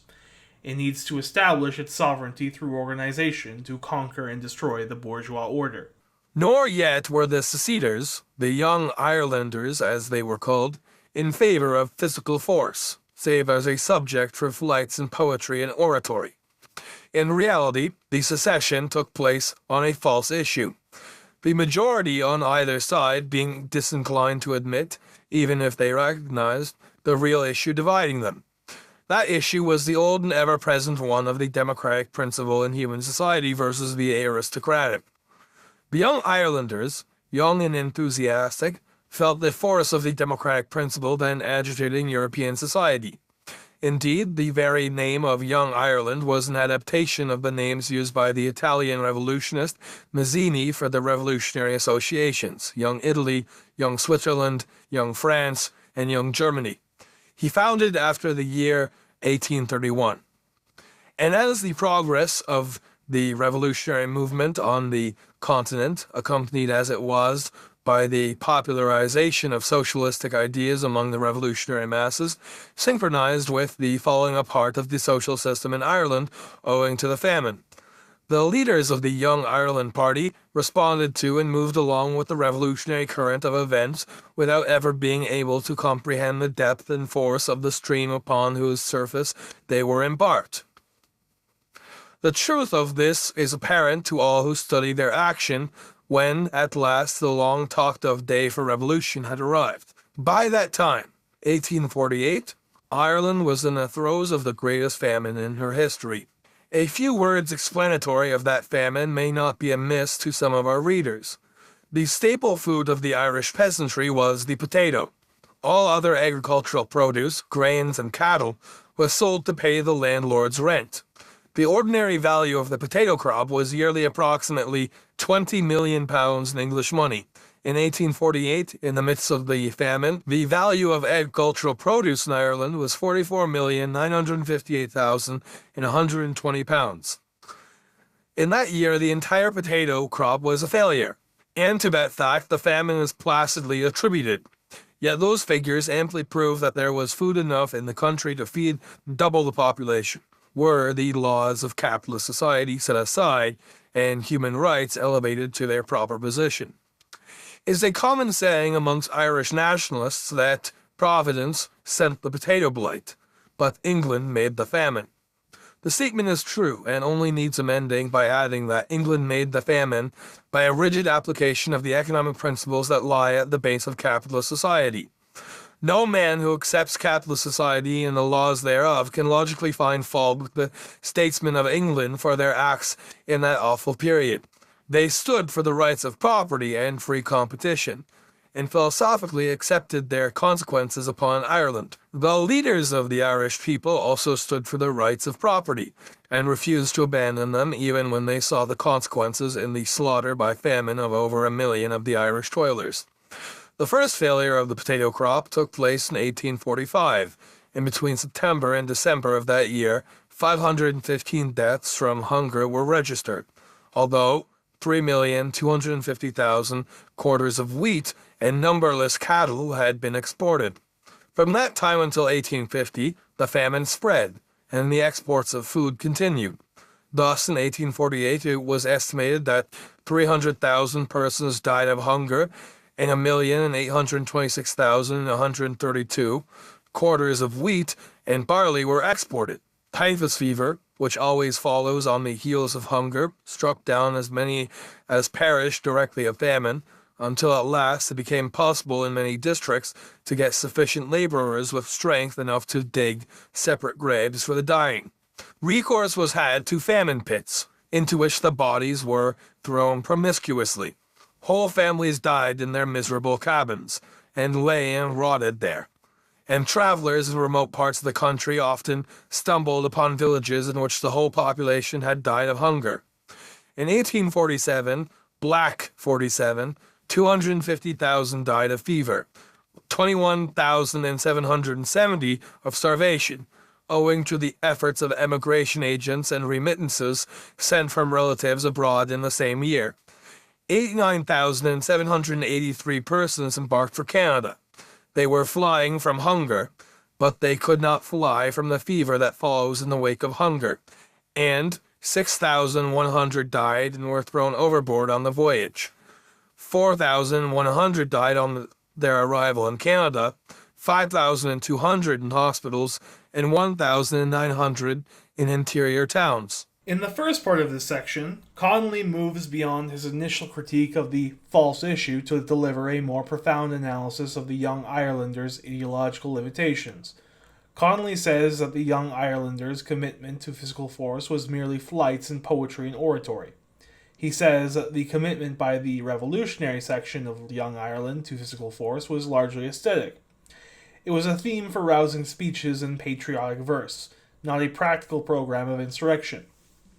This reinforces their status as Girondins, theorists rather than actors. He says that the real issue was between the democratic and aristocratic mindsets. For Connolly, this was not merely about voting rights, but about a fundamental social order.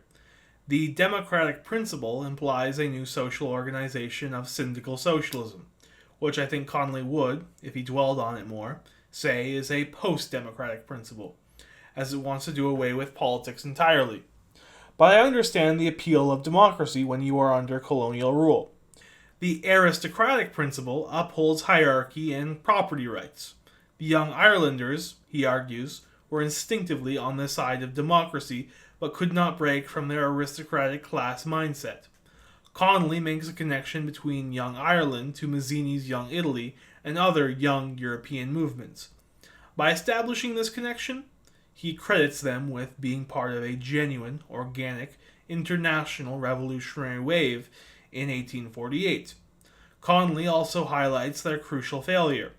Connolly notes that this continental movement was accompanied by the popularization of socialistic ideas. This is the key element the Young Irelanders lacked.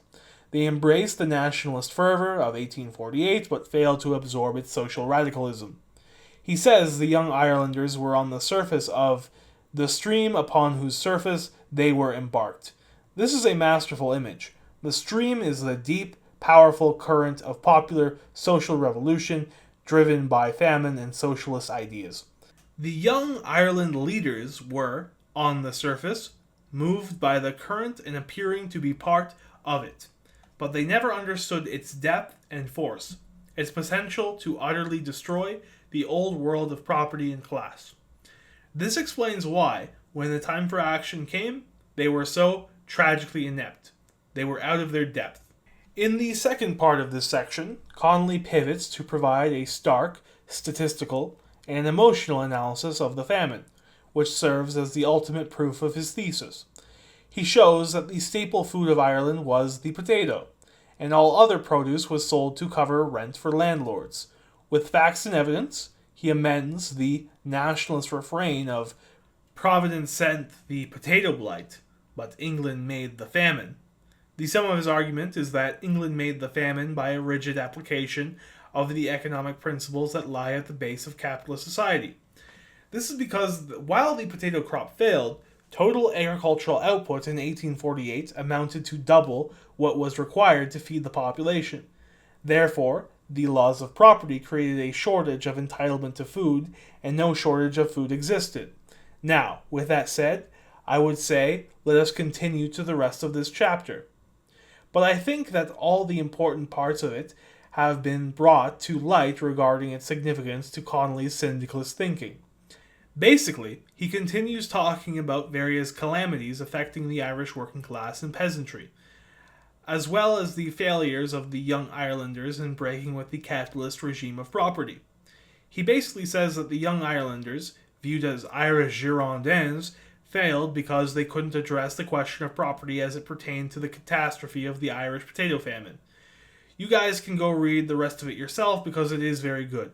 It is chapter 13 of Connolly's Labour in Irish History. Now we will move on to chapter 10 of James Connolly's Labour in Irish History, so moving backwards. And it's titled, "The First Irish Socialist, a Forerunner of Marx." We are, of course, talking about William Thomson. The chapter starts with a quote from the Irish People from 1864. It is a system which in its least repulsive aspects compels thousands and tens of thousands to fret and toil, to live and die in hunger and rags and wretchedness, in order that a few idle drones may revel in ease and luxury. This is a pretty standard line of socialist rhetoric. Not too much to analyze here, and I'm sure you all get the gist of it. For the conditions of 19th century Ireland, this was very true for the time. For Ireland, as for every part of Europe, the first quarter of the 19th century was a period of political darkness, or unbridled despotism and reaction. The fear engendered in the heart of the ruling classes by the French Revolution had given birth to an almost insane hatred of reform, coupled with a wolfish ferocity in hunting down even the mildest reformers. The triumph of the Allied sovereigns over Napoleon was followed by a perfect saturnalia of despotism all over Europe, and every form of popular organization was ruthlessly suppressed or driven under the surface. But driving organizations under the surface does not remove the causes of discontent, and consequently we find that, as rapidly as reaction triumphed above ground, its antagonists spread their secret conspiracies underneath. The popular discontent was further increased by the fact that the return home of the soldiers disbanded from the Napoleonic Wars had a serious economic effect. It deprived the agriculturalists of a market for their produce and produced a great agricultural and industrial crisis. It threw out employment, all the ships employed in provisioning the troops, all the trades required to build, equip, and repair them, all the industries engaged in making war material, and in addition to suspending the world and flooding the labor market with the men and women thus disemployed, it cast adrift scores of thousands of able-bodied soldiers and sailors. To compete with the civilian workers who had fed, clothed, and maintained them during the war, in Ireland especially, the results were disastrous. Owing to the inordinately large proportion of Irish amongst the disbanded soldiers and sailors, Those returning home found the labor market glutted with unemployed in the cities, and in the rural districts the landlords engaged in a fierce war of extermination with their tenantry, who, having lost their war market and war prices, were unable to meet the increasing exactions of the owners of the soil. It was at this period the Great Ribbon Conspiracy took hold upon the Irish laborer in the rural districts, and although the full truth relative to that movement has never yet been unearthed, sufficient is known to indicate that it was in effect a secret agricultural trades union of laborers and courtier farmers, a trades union which undertook, in its own mild way, to execute justice upon the victor and vengeance upon the traitor to his fellows. Also at this time, Irish trade unionism, although secret and illegal, attained to its maximum of strength and compact organization. In 1824, the Chief Constable of Dublin, testifying before a committee of the House of Commons, declared that the trades of Dublin were perfectly organized, and many of the employers were already beginning to complain of the tyranny of the Irish trades unions. Under such circumstances, it is not to be wondered at that the attention which in the 18th century had been given to political reforms and the philosophy thereof gave way in the 19th to solicitude for social amelioration.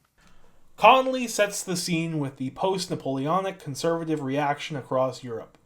The ruling classes, terrified by the French Revolution, crushed open political dissent. Immediately, Connolly notes the futility of mere repression. Driving organizations under the surface does not remove the causes of discontent. From this point, Connolly makes his most brilliant and controversial reframing. He interprets the secret societies and early unions not as mere criminality or primitive rebellion, but as prototypical class organizations. He uses two examples, the Ribbon Men and the illegal urban trade unionism. He defines the Ribbon Conspiracy as a secret agricultural trades union and characterizes their actions as executing justice upon the victor and vengeance upon the traitor. Here, he frames them as a crude but effective form of working class solidarity and direct action, enforcing their own rules in the absence of legal protection. For the illegal urban trade unionism, he points to their strength in Dublin. They were powerful enough for employers to complain of their tyranny, and for the chief of police to acknowledge their perfect organization. With both of these examples, we arrive at a prototypical example of proletarian violence, meaning violence and action of the proletariat that exists independently and establishes its sovereignty against the established order. Again, Connolly is very much in line with Sorel's revolutionary syndicalism. Maybe not perfectly, but he is coming to it. In England, France, and Germany, a crop of social philosophers sprang up, each with his scheme of a perfect social order, each with a plan by which the regeneration of society could be accomplished, and poverty and all its attendant evils abolished. For the most part, these theorists had no complaint to make against the beneficiaries of the social system of the day. Their complaint was against the results of the social system. Indeed, they, in most cases, believed that the governing classes and possessing classes would themselves voluntarily renounce their privileges and property and initiate the new order once they were convinced of its advantages. With this belief, it was natural that the chief direction taken by their criticism of society should be towards an analysis of the effects of competition upon buyer and seller, and that the relation of the laborer as producer to the proprietor as appropriator of the thing produced should occupy no part of their examination. One result of this one-sided view of social relations necessarily was a complete ignoring of historical development as a factor in hastening the attainment of their ideal. Since the new order was to be introduced by the governing class, it followed that the stronger that class became, the easier would be the transition, and consequently, everything which would tend to weaken the social bond by accentuating class distinction or impairing the feelings of reverence held by the laborer for his masters would be a hindrance to progress. Those philosophers formed socialist sects, and it is known that their followers, when they lost the inspiring genius of their leaders, degenerated into reactionaries of the most pronounced type, opposed to every forward move of labor. The Irish are not philosophers as a rule. They proceed too rapidly from thought to action. Hence, it is not to be wondered at that the same period which produced the utopian socialists before alluded to in France, England, and Germany, produced in Ireland an economist more thoroughly socialist in the modern sense than any of his contemporaries.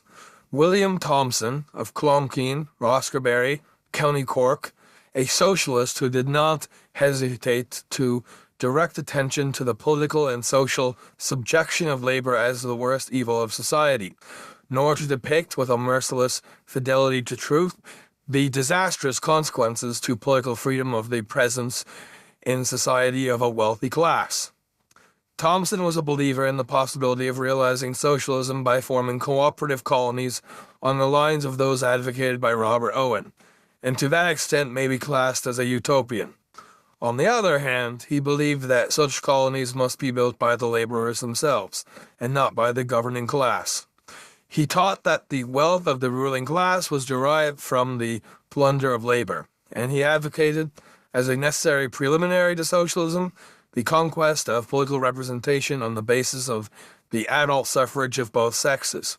He did not believe in the state as a basis of socialist society, but he insisted upon the necessity of using political weapons to destroy all class privileges founded in law and to clear the ground of all obstacles which the governing class might desire to put in the way of the growth of socialist communities.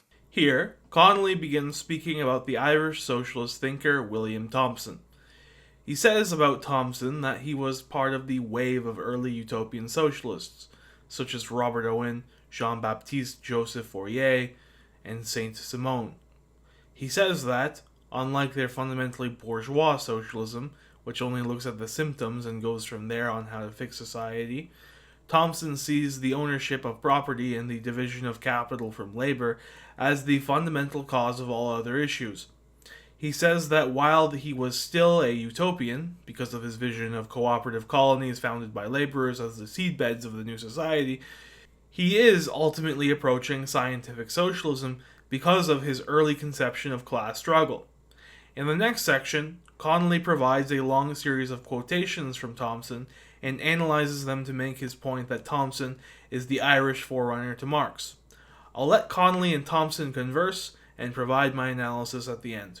Lest it may be thought that we are exaggerating the merits of Thomson's work as an original thinker, a pioneer of socialist thought, superior to any of the utopian socialists of the continent, and long antedating Karl Marx in his insistence upon the subjection of labor as the cause of all social misery, modern crime, and political dependence, as well as in his searching analysis of the true definition of capital, we will quote a passage from his most important work, published in 1824, An Inquiry into the Principles of the Distribution of Wealth Most Conducive to Human Happiness as Applied to the Newly Proposed System of the Voluntary Equality of Wealth, 3rd edition. What, then, is the most accurate idea of capital? It is that portion of the product of labor which, whether of a permanent nature or not, is capable of being made the instrument of profit. Such seem to be the real circumstances which mark out one portion of the products of labor as capital. On such distinctions, however, have been founded the insecurity and oppression of the productive laborer, the real parent, under the guidance of knowledge of all wealth, and the enormous usurpation over the productive forces and their fellow creatures of those who, under the name of capitalists or landlords, acquired the possession of those accumulated products, the yearly or permanent supply of the community.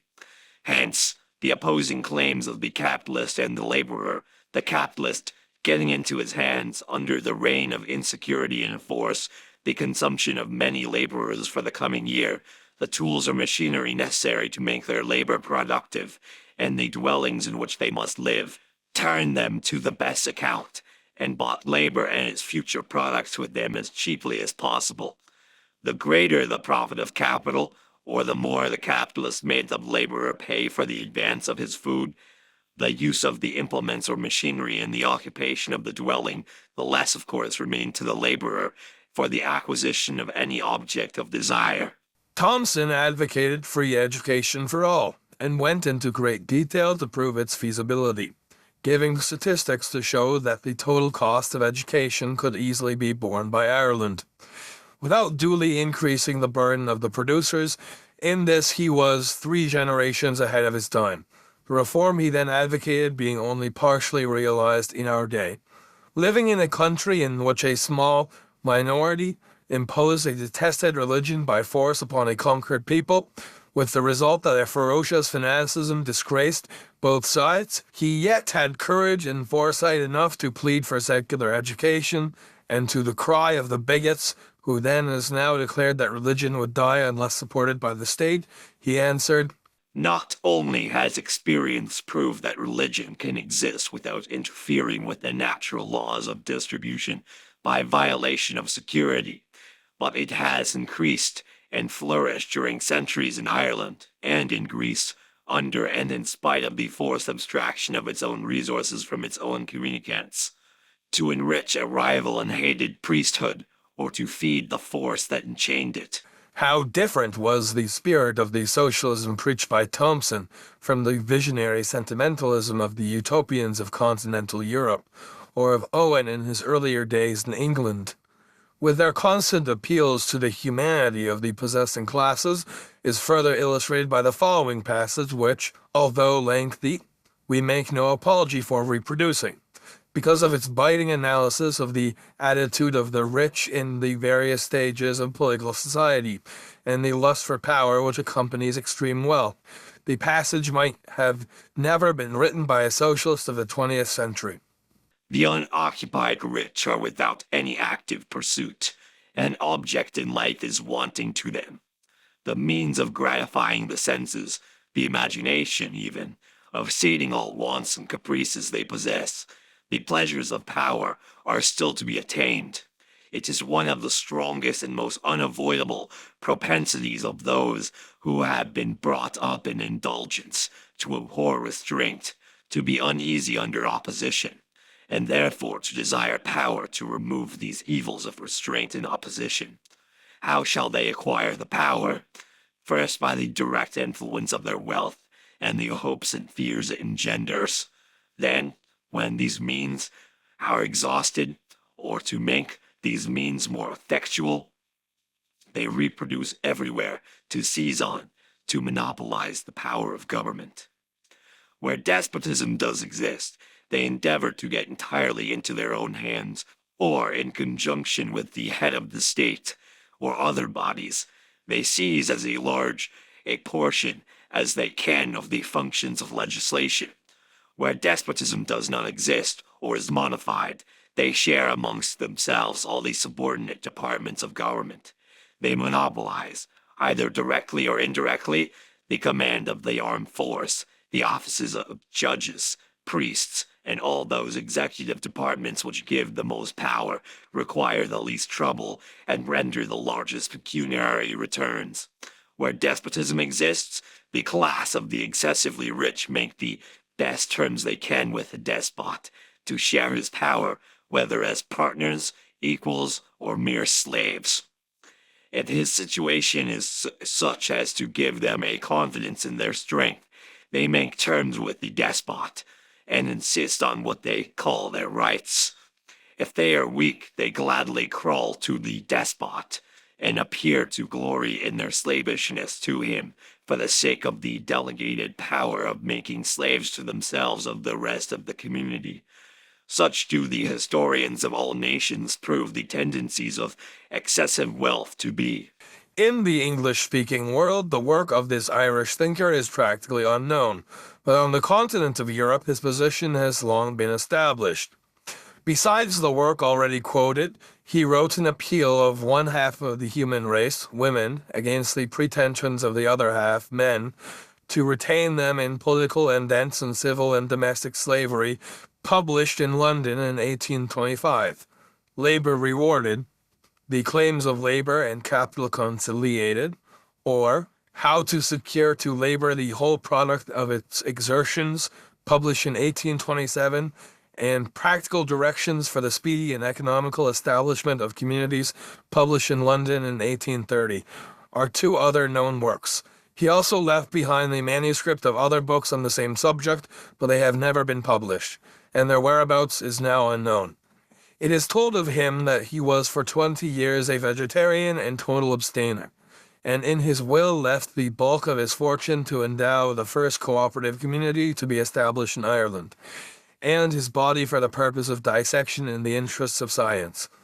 His relations successfully contested the will on the ground that immoral objects were included in its benefit. His position in the development of socialism as a science lies, in our opinion, midway between the utopianism of the early idealists and the historical materialism of Marx. He anticipated the latter in most of his analyses of the economic system and foresaw the part that a democratization of politics must play in clearing the ground of the legal privileges of the professional classes.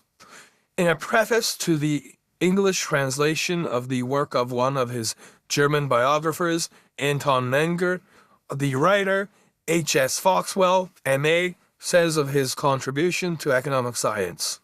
Thomson's fame will rest not upon his advocacy of Owenite cooperation, devoted and public-spirited as that was, but upon the fact that he was the first writer to elevate the question of the just distribution of wealth to the supreme position it has since held in English political economy.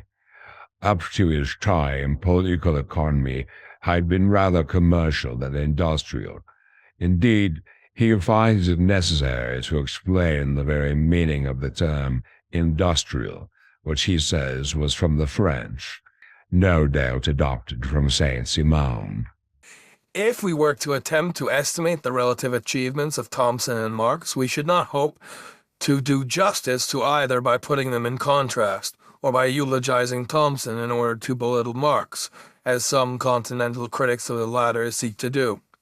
Rather, we should say that the relative position of this Irish genius and of Marx are best comparable to the historical relations of the pre-Darwinian evolutionists to Darwin, as Darwin systematized all the theories of his predecessors and gave a lifetime to the accumulation of the facts required to establish his and their position. So Marx found the true line of economic thought already indicated, and brought his genius and encyclopedic knowledge and research to place it upon an unshakable foundation. Thomson brushed aside the economic fiction maintained by the orthodox economists and accepted by the utopian that profit was made in exchange, and declared that it was due to the subjection of labor and the resultant appropriation, by the capitalists and landlords, of the fruits of the labor of others. He does not hesitate to include himself as a beneficiary of monopoly. He declared, in 1827, that for about 12 years he had been living on what is called rent, the produce of the labor of others. All the theory of the class war is but a deduction from this principle. But, although Thomson recognized this class war as a fact, he did not recognize it as a factor, as the factor in the evolution of society towards freedom. This was reserved for Marx, and, in our opinion, is his chief and crowning glory. While Owen and the continental socialists were beseeching the favor of kings, parliaments, and congresses, the Irishman was arraying the rich, pointing out that lust of power forever followed riches, that capitalists, would always be lawmakers, but that, as long as a class of mere capitalists exists, society must remain in a diseased state. The fact that the daring Celt who preached this doctrine are reigning alike the social and political rulers of society and society itself, also vehemently demanded the extension of the suffrage to the whole adult population, is surely explanation enough why his writings found no favor with the respectable classes of society, those same classes who so frequently lionized the leaders of the socialist sects of his day. In our day, another great Irishman, Standish O'Grady, perhaps the greatest literature in Ireland, has been preaching in the pages of The Peasant Dublin, 1908 to 1909 against capitalist society and urged the formation of cooperative communities in Ireland as an escape therefrom. It is curiously significant how little Irishmen know of the intellectual achievements of their race. The O'Grady apparently is entirely unconscious of the work of his great forerunner in that field of endeavor. It is also curiously significant of the conquest of the Irish mind by English traditions. The Irish nationalists should often be found fighting fiercely against socialism as a German idea, although every social conception which we find in the flower in Marx, we can also find in the bud in Thomson. 23 years before the publication of the Communist Manifesto, 43 years before the issue of Das Kapital. We will conclude this chapter by another citation from this Irish pioneer of revolutionary socialism. We say of revolutionary socialism advisedly, for all the deductions from his teachings led irresistibly to the revolutionary action of the working class, as, according to the socialist philosophy, the political demands of the working class movement must at all times depend upon the degree of development of the age and country in which it finds itself. It is apparent that Thomson's theories of action were the highest possible expression of the revolutionary thought of his age. The productive laborers, stripped of all capital, of tools, houses, and materials to make their labor productive, toil from want, from the necessity of existence, their remuneration being kept at the lowest compatible figure with the existence of industrious habits. How shall the wretchedly poor be virtuous? Who cares about them? What character have they to lose? What hold has public opinion on their action? What care they for the delicate pleasures of reputation, who are tormented by the gnawings of absolute want?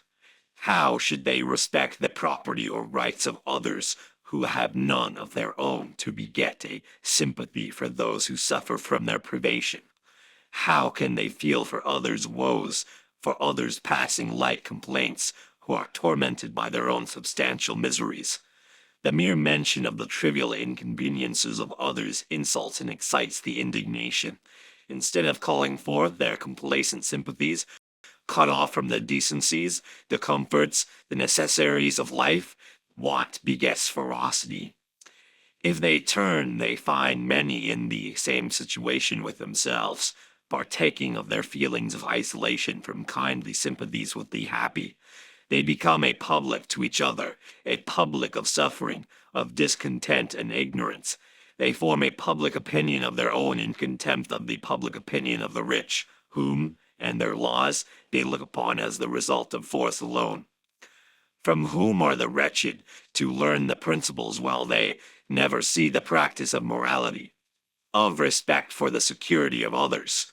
From their superiors, from the laws, the conduct of their superiors, the operation of those laws have been one practical lesson to them of force, of restraint, of taking away without their consent, without any equivalent, the fruits of their labor. Of what avail are morals or principles or commands, when opposed, when belied by example? These can never supply motives of virtuous conduct. Motives arise from things, from surrounding circumstances, not from the idleness of words and empty declamations. Words are only useful to convey and impress a knowledge of these things and circumstances. If these things do not exist, words are mere mockery.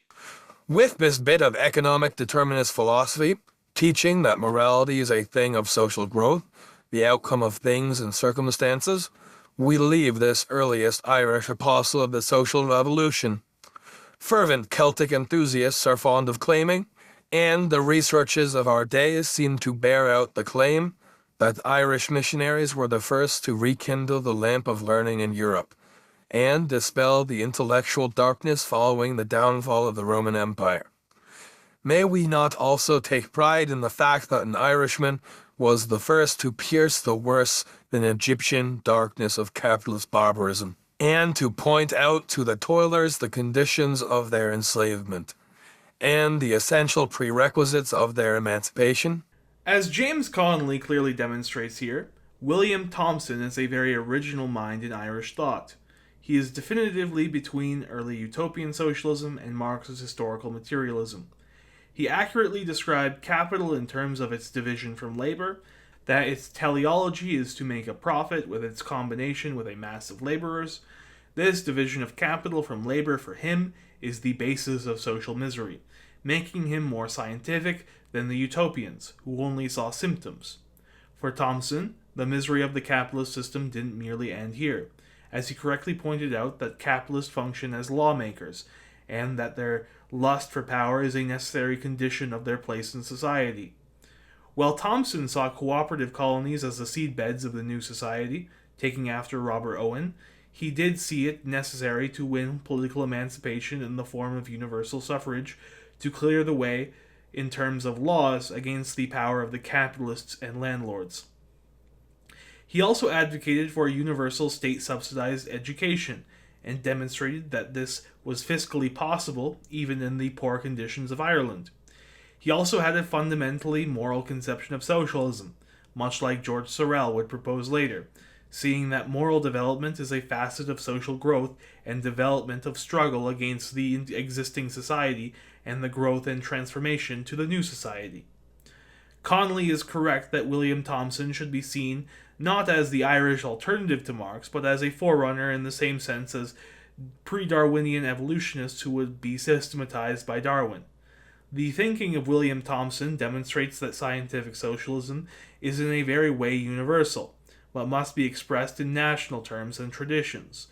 The seeds of Marx's system were spread around the world and culminated in his conception.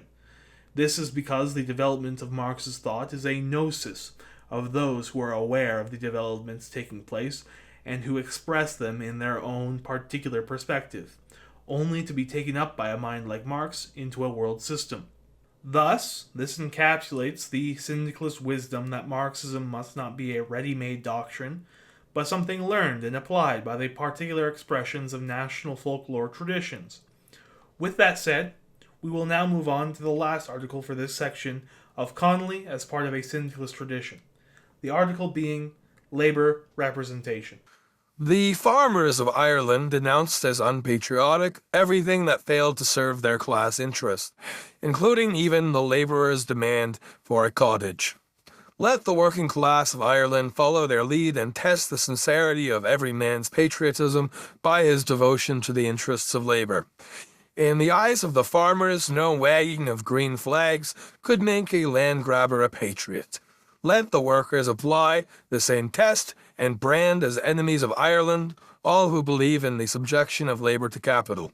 Brand as traitors to his country all who live by skinning Irish labour. For the working class of the world, the lesson is also plain. In every country, socialism is foreign, is unpatriotic, and will continue so until the working class, embracing it as their salvation, makes socialism the dominant political force. By their aggressiveness and intolerance, the possessing classes erect the principles of their capitalist supremacy into the dignity of national safeguards. According as the working class infuse into its political organization the same aggressiveness and intolerance, it will command the success it deserves, and make the socialist the only good and loyal citizen. In this passage from Workers' Republic, Connolly is establishing socialism and the class struggle as the true test of patriotism and the national question.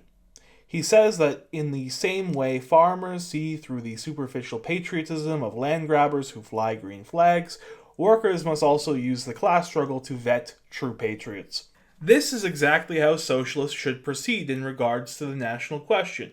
Make it so that the only good and loyal citizen is the socialist. The action taken upon the Local Government Act by the representatives of the trade unionists of Dublin is perhaps the most important step yet taken by the organised workers in Ireland.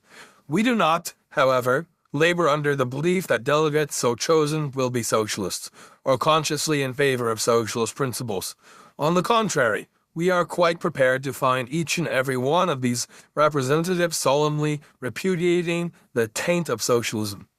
But we do believe, and not only believe, but know that every working man elected to the Municipal Council of Dublin, if he be true to his class when elected, will find that every step he takes in the council in furtherance of the interests of his class, must of necessity take the form of an application of socialist principles. The direct employment of labor by the municipality and consequent abolition of contracting, the rigid enforcement of sanitary laws, reductions of the hours of labor, increase of the wages of the lower grades of workers, and reduction of the absurdly high salaries of superior officials, exceptional taxation of unlet property.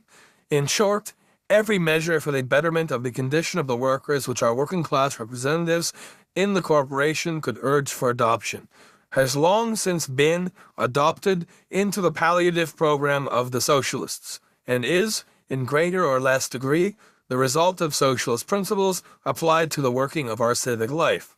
Moreover, in pressing forward even the mildest of these reforms, it will be found that the representatives of property in the corporation will, irrespective of party, line up solidly against reform. And our friends who imagine that they will secure the cooperation of the master class in safeguarding the interests of labor will be sadly deceived. It is because we realize these facts that we are unqualifiedly in favor of this proposed action of the Dublin trade unions. When the worker has so far advanced as to realize that his master's interests are antagonistic to his own, that the master class use every weapon from parliament to prison to maintain their position against what they consider the encroachment of their serfs, then we have no doubt that the next step in the intellectual development of the worker will be to consider whether it is wise to tolerate longer a class in society which requires to be watched so constantly and guarded against so vigilantly, whether there is indeed any useful function performed by the capitalist and landlord class which the organized workers cannot perform without them, whether the ownership of property cannot be vested in the organized community, and the conduct of industry entrusted to our trade unions, who could surely furnish men who would organize production and distribution in the interests of all much better than it is at present done by a class animated solely by considerations of profit. When the logic of events forces this question on the Dublin workers, as it surely will, we believe that they will not fail to answer it aright, and that the answer will be well for our hopes of a socialist republic. We are trade unionists, but we are more than trade unionists. The trade unionist who is only a trade unionist is to the socialist what the believer in constitutional monarchy is to a republican. The constitutional monarchist wishes to limit the power of the king, but still wishes to have a king. The Republican wishes to abolish kingship and puts his trust in the people. The trade unionist wishes to limit the power of the master, but still wishes to have masters. The socialist wishes to have done with masters and pins his faith to the collective intelligence of a democratic community. We as socialist Republicans adopt in each case the more logical course and bend our energies to the abolition of that principle of evil whose influence our moderate friends would seek only to minimize. A socialist republic is the application to agriculture and industry, to the farm, the field, the workshop, of the democratic principle of the Republican ideal. We repeat then, we hail with joy this action of the Dublin trade unions. Our candidates will joyfully cooperate with them, for if they do not become lackeys of the capitalist class, they must inevitably become allies of the socialist Republican. Here, Connolly talks of the entry of trade union representatives into the Municipal Corporation of Dublin. He says that he has no illusions that all of them will be socialists, but this does not matter. This is because the necessary struggle for the rights of their class will compel them to introduce the palliative program of the socialists. The basic sketch of his vision is that the trade unions enter municipal politics and they pursue practical class reforms, then they reach a breaking point. They will be confronted with unified capitalist class opposition, which will awaken a workers' political consciousness. From here, there are two paths. Either the reformist path, where they ultimately become lackeys of the capitalists, or the revolutionary path, where the workers realize systemic antagonism to their class interests, reach the socialist conclusion, they work to rid the slate of masters and capitalists, and they establish a socialist republic. This pragmatic view of socialist victory is unique from many preachers of socialist dogma that we see today. Socialist victory will not be attained by moral screeching and dogmatizing the masses, but rather through practical experience and struggle in building the organization of the working class. While they haven't reached the political non-participation principle of French syndicalism, which would be premature and non-contingent anyways, they ultimately see their victory for socialism born out of struggle and experience. So with that said, and all my other insights into the syndicalist tendencies of Irish Republican socialism, I think we can conclude that James Connolly was indeed an Irish syndicalist thinker. This is the end of the first part of my James Connolly series. Join me in a week or so for the second part of this 3-part series, where we will discuss his nationalist thinking and much more.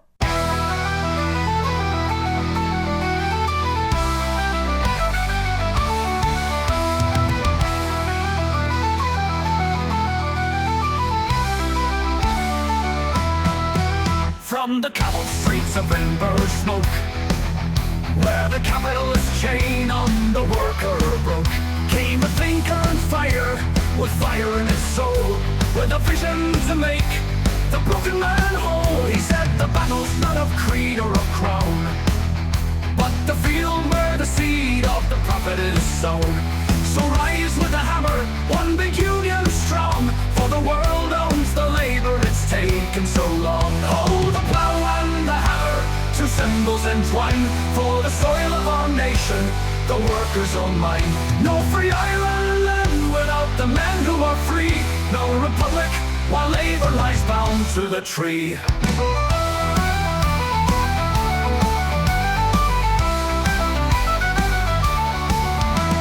Came to our city by the Liffey's great flow, and he saw the same sorrow, the same endless woe. But he saw a green flag that was tattered and torn, and he knew a new nation must also be born. He said this old heart, it can never be free, while the coming man grinds the same as the BBC. So we'll strike for the republic, the workers' control, and write our own destiny, body and soul. The plow and the hammer, two symbols entwined, for the soil of our nation, the workers' own mind. No free Ireland without the men who are free, no republic while labor lies bound to the tree.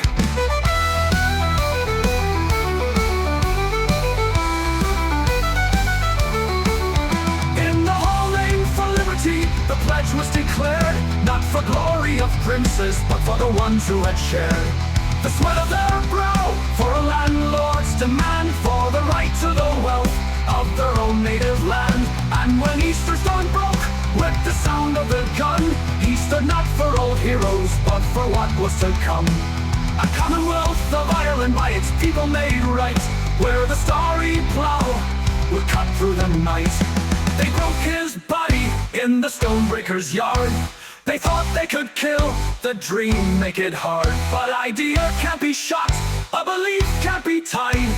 It grows in the tenements, flows with the tide. For you can't have the nation without the nation's heart, and the workers' republic was where he would start. Oh, the plow and the hammer, two symbols entwined, for the soil of our nation, the workers' own mind. No free Ireland without the men who are free, no republic while labor lies bound to the tree.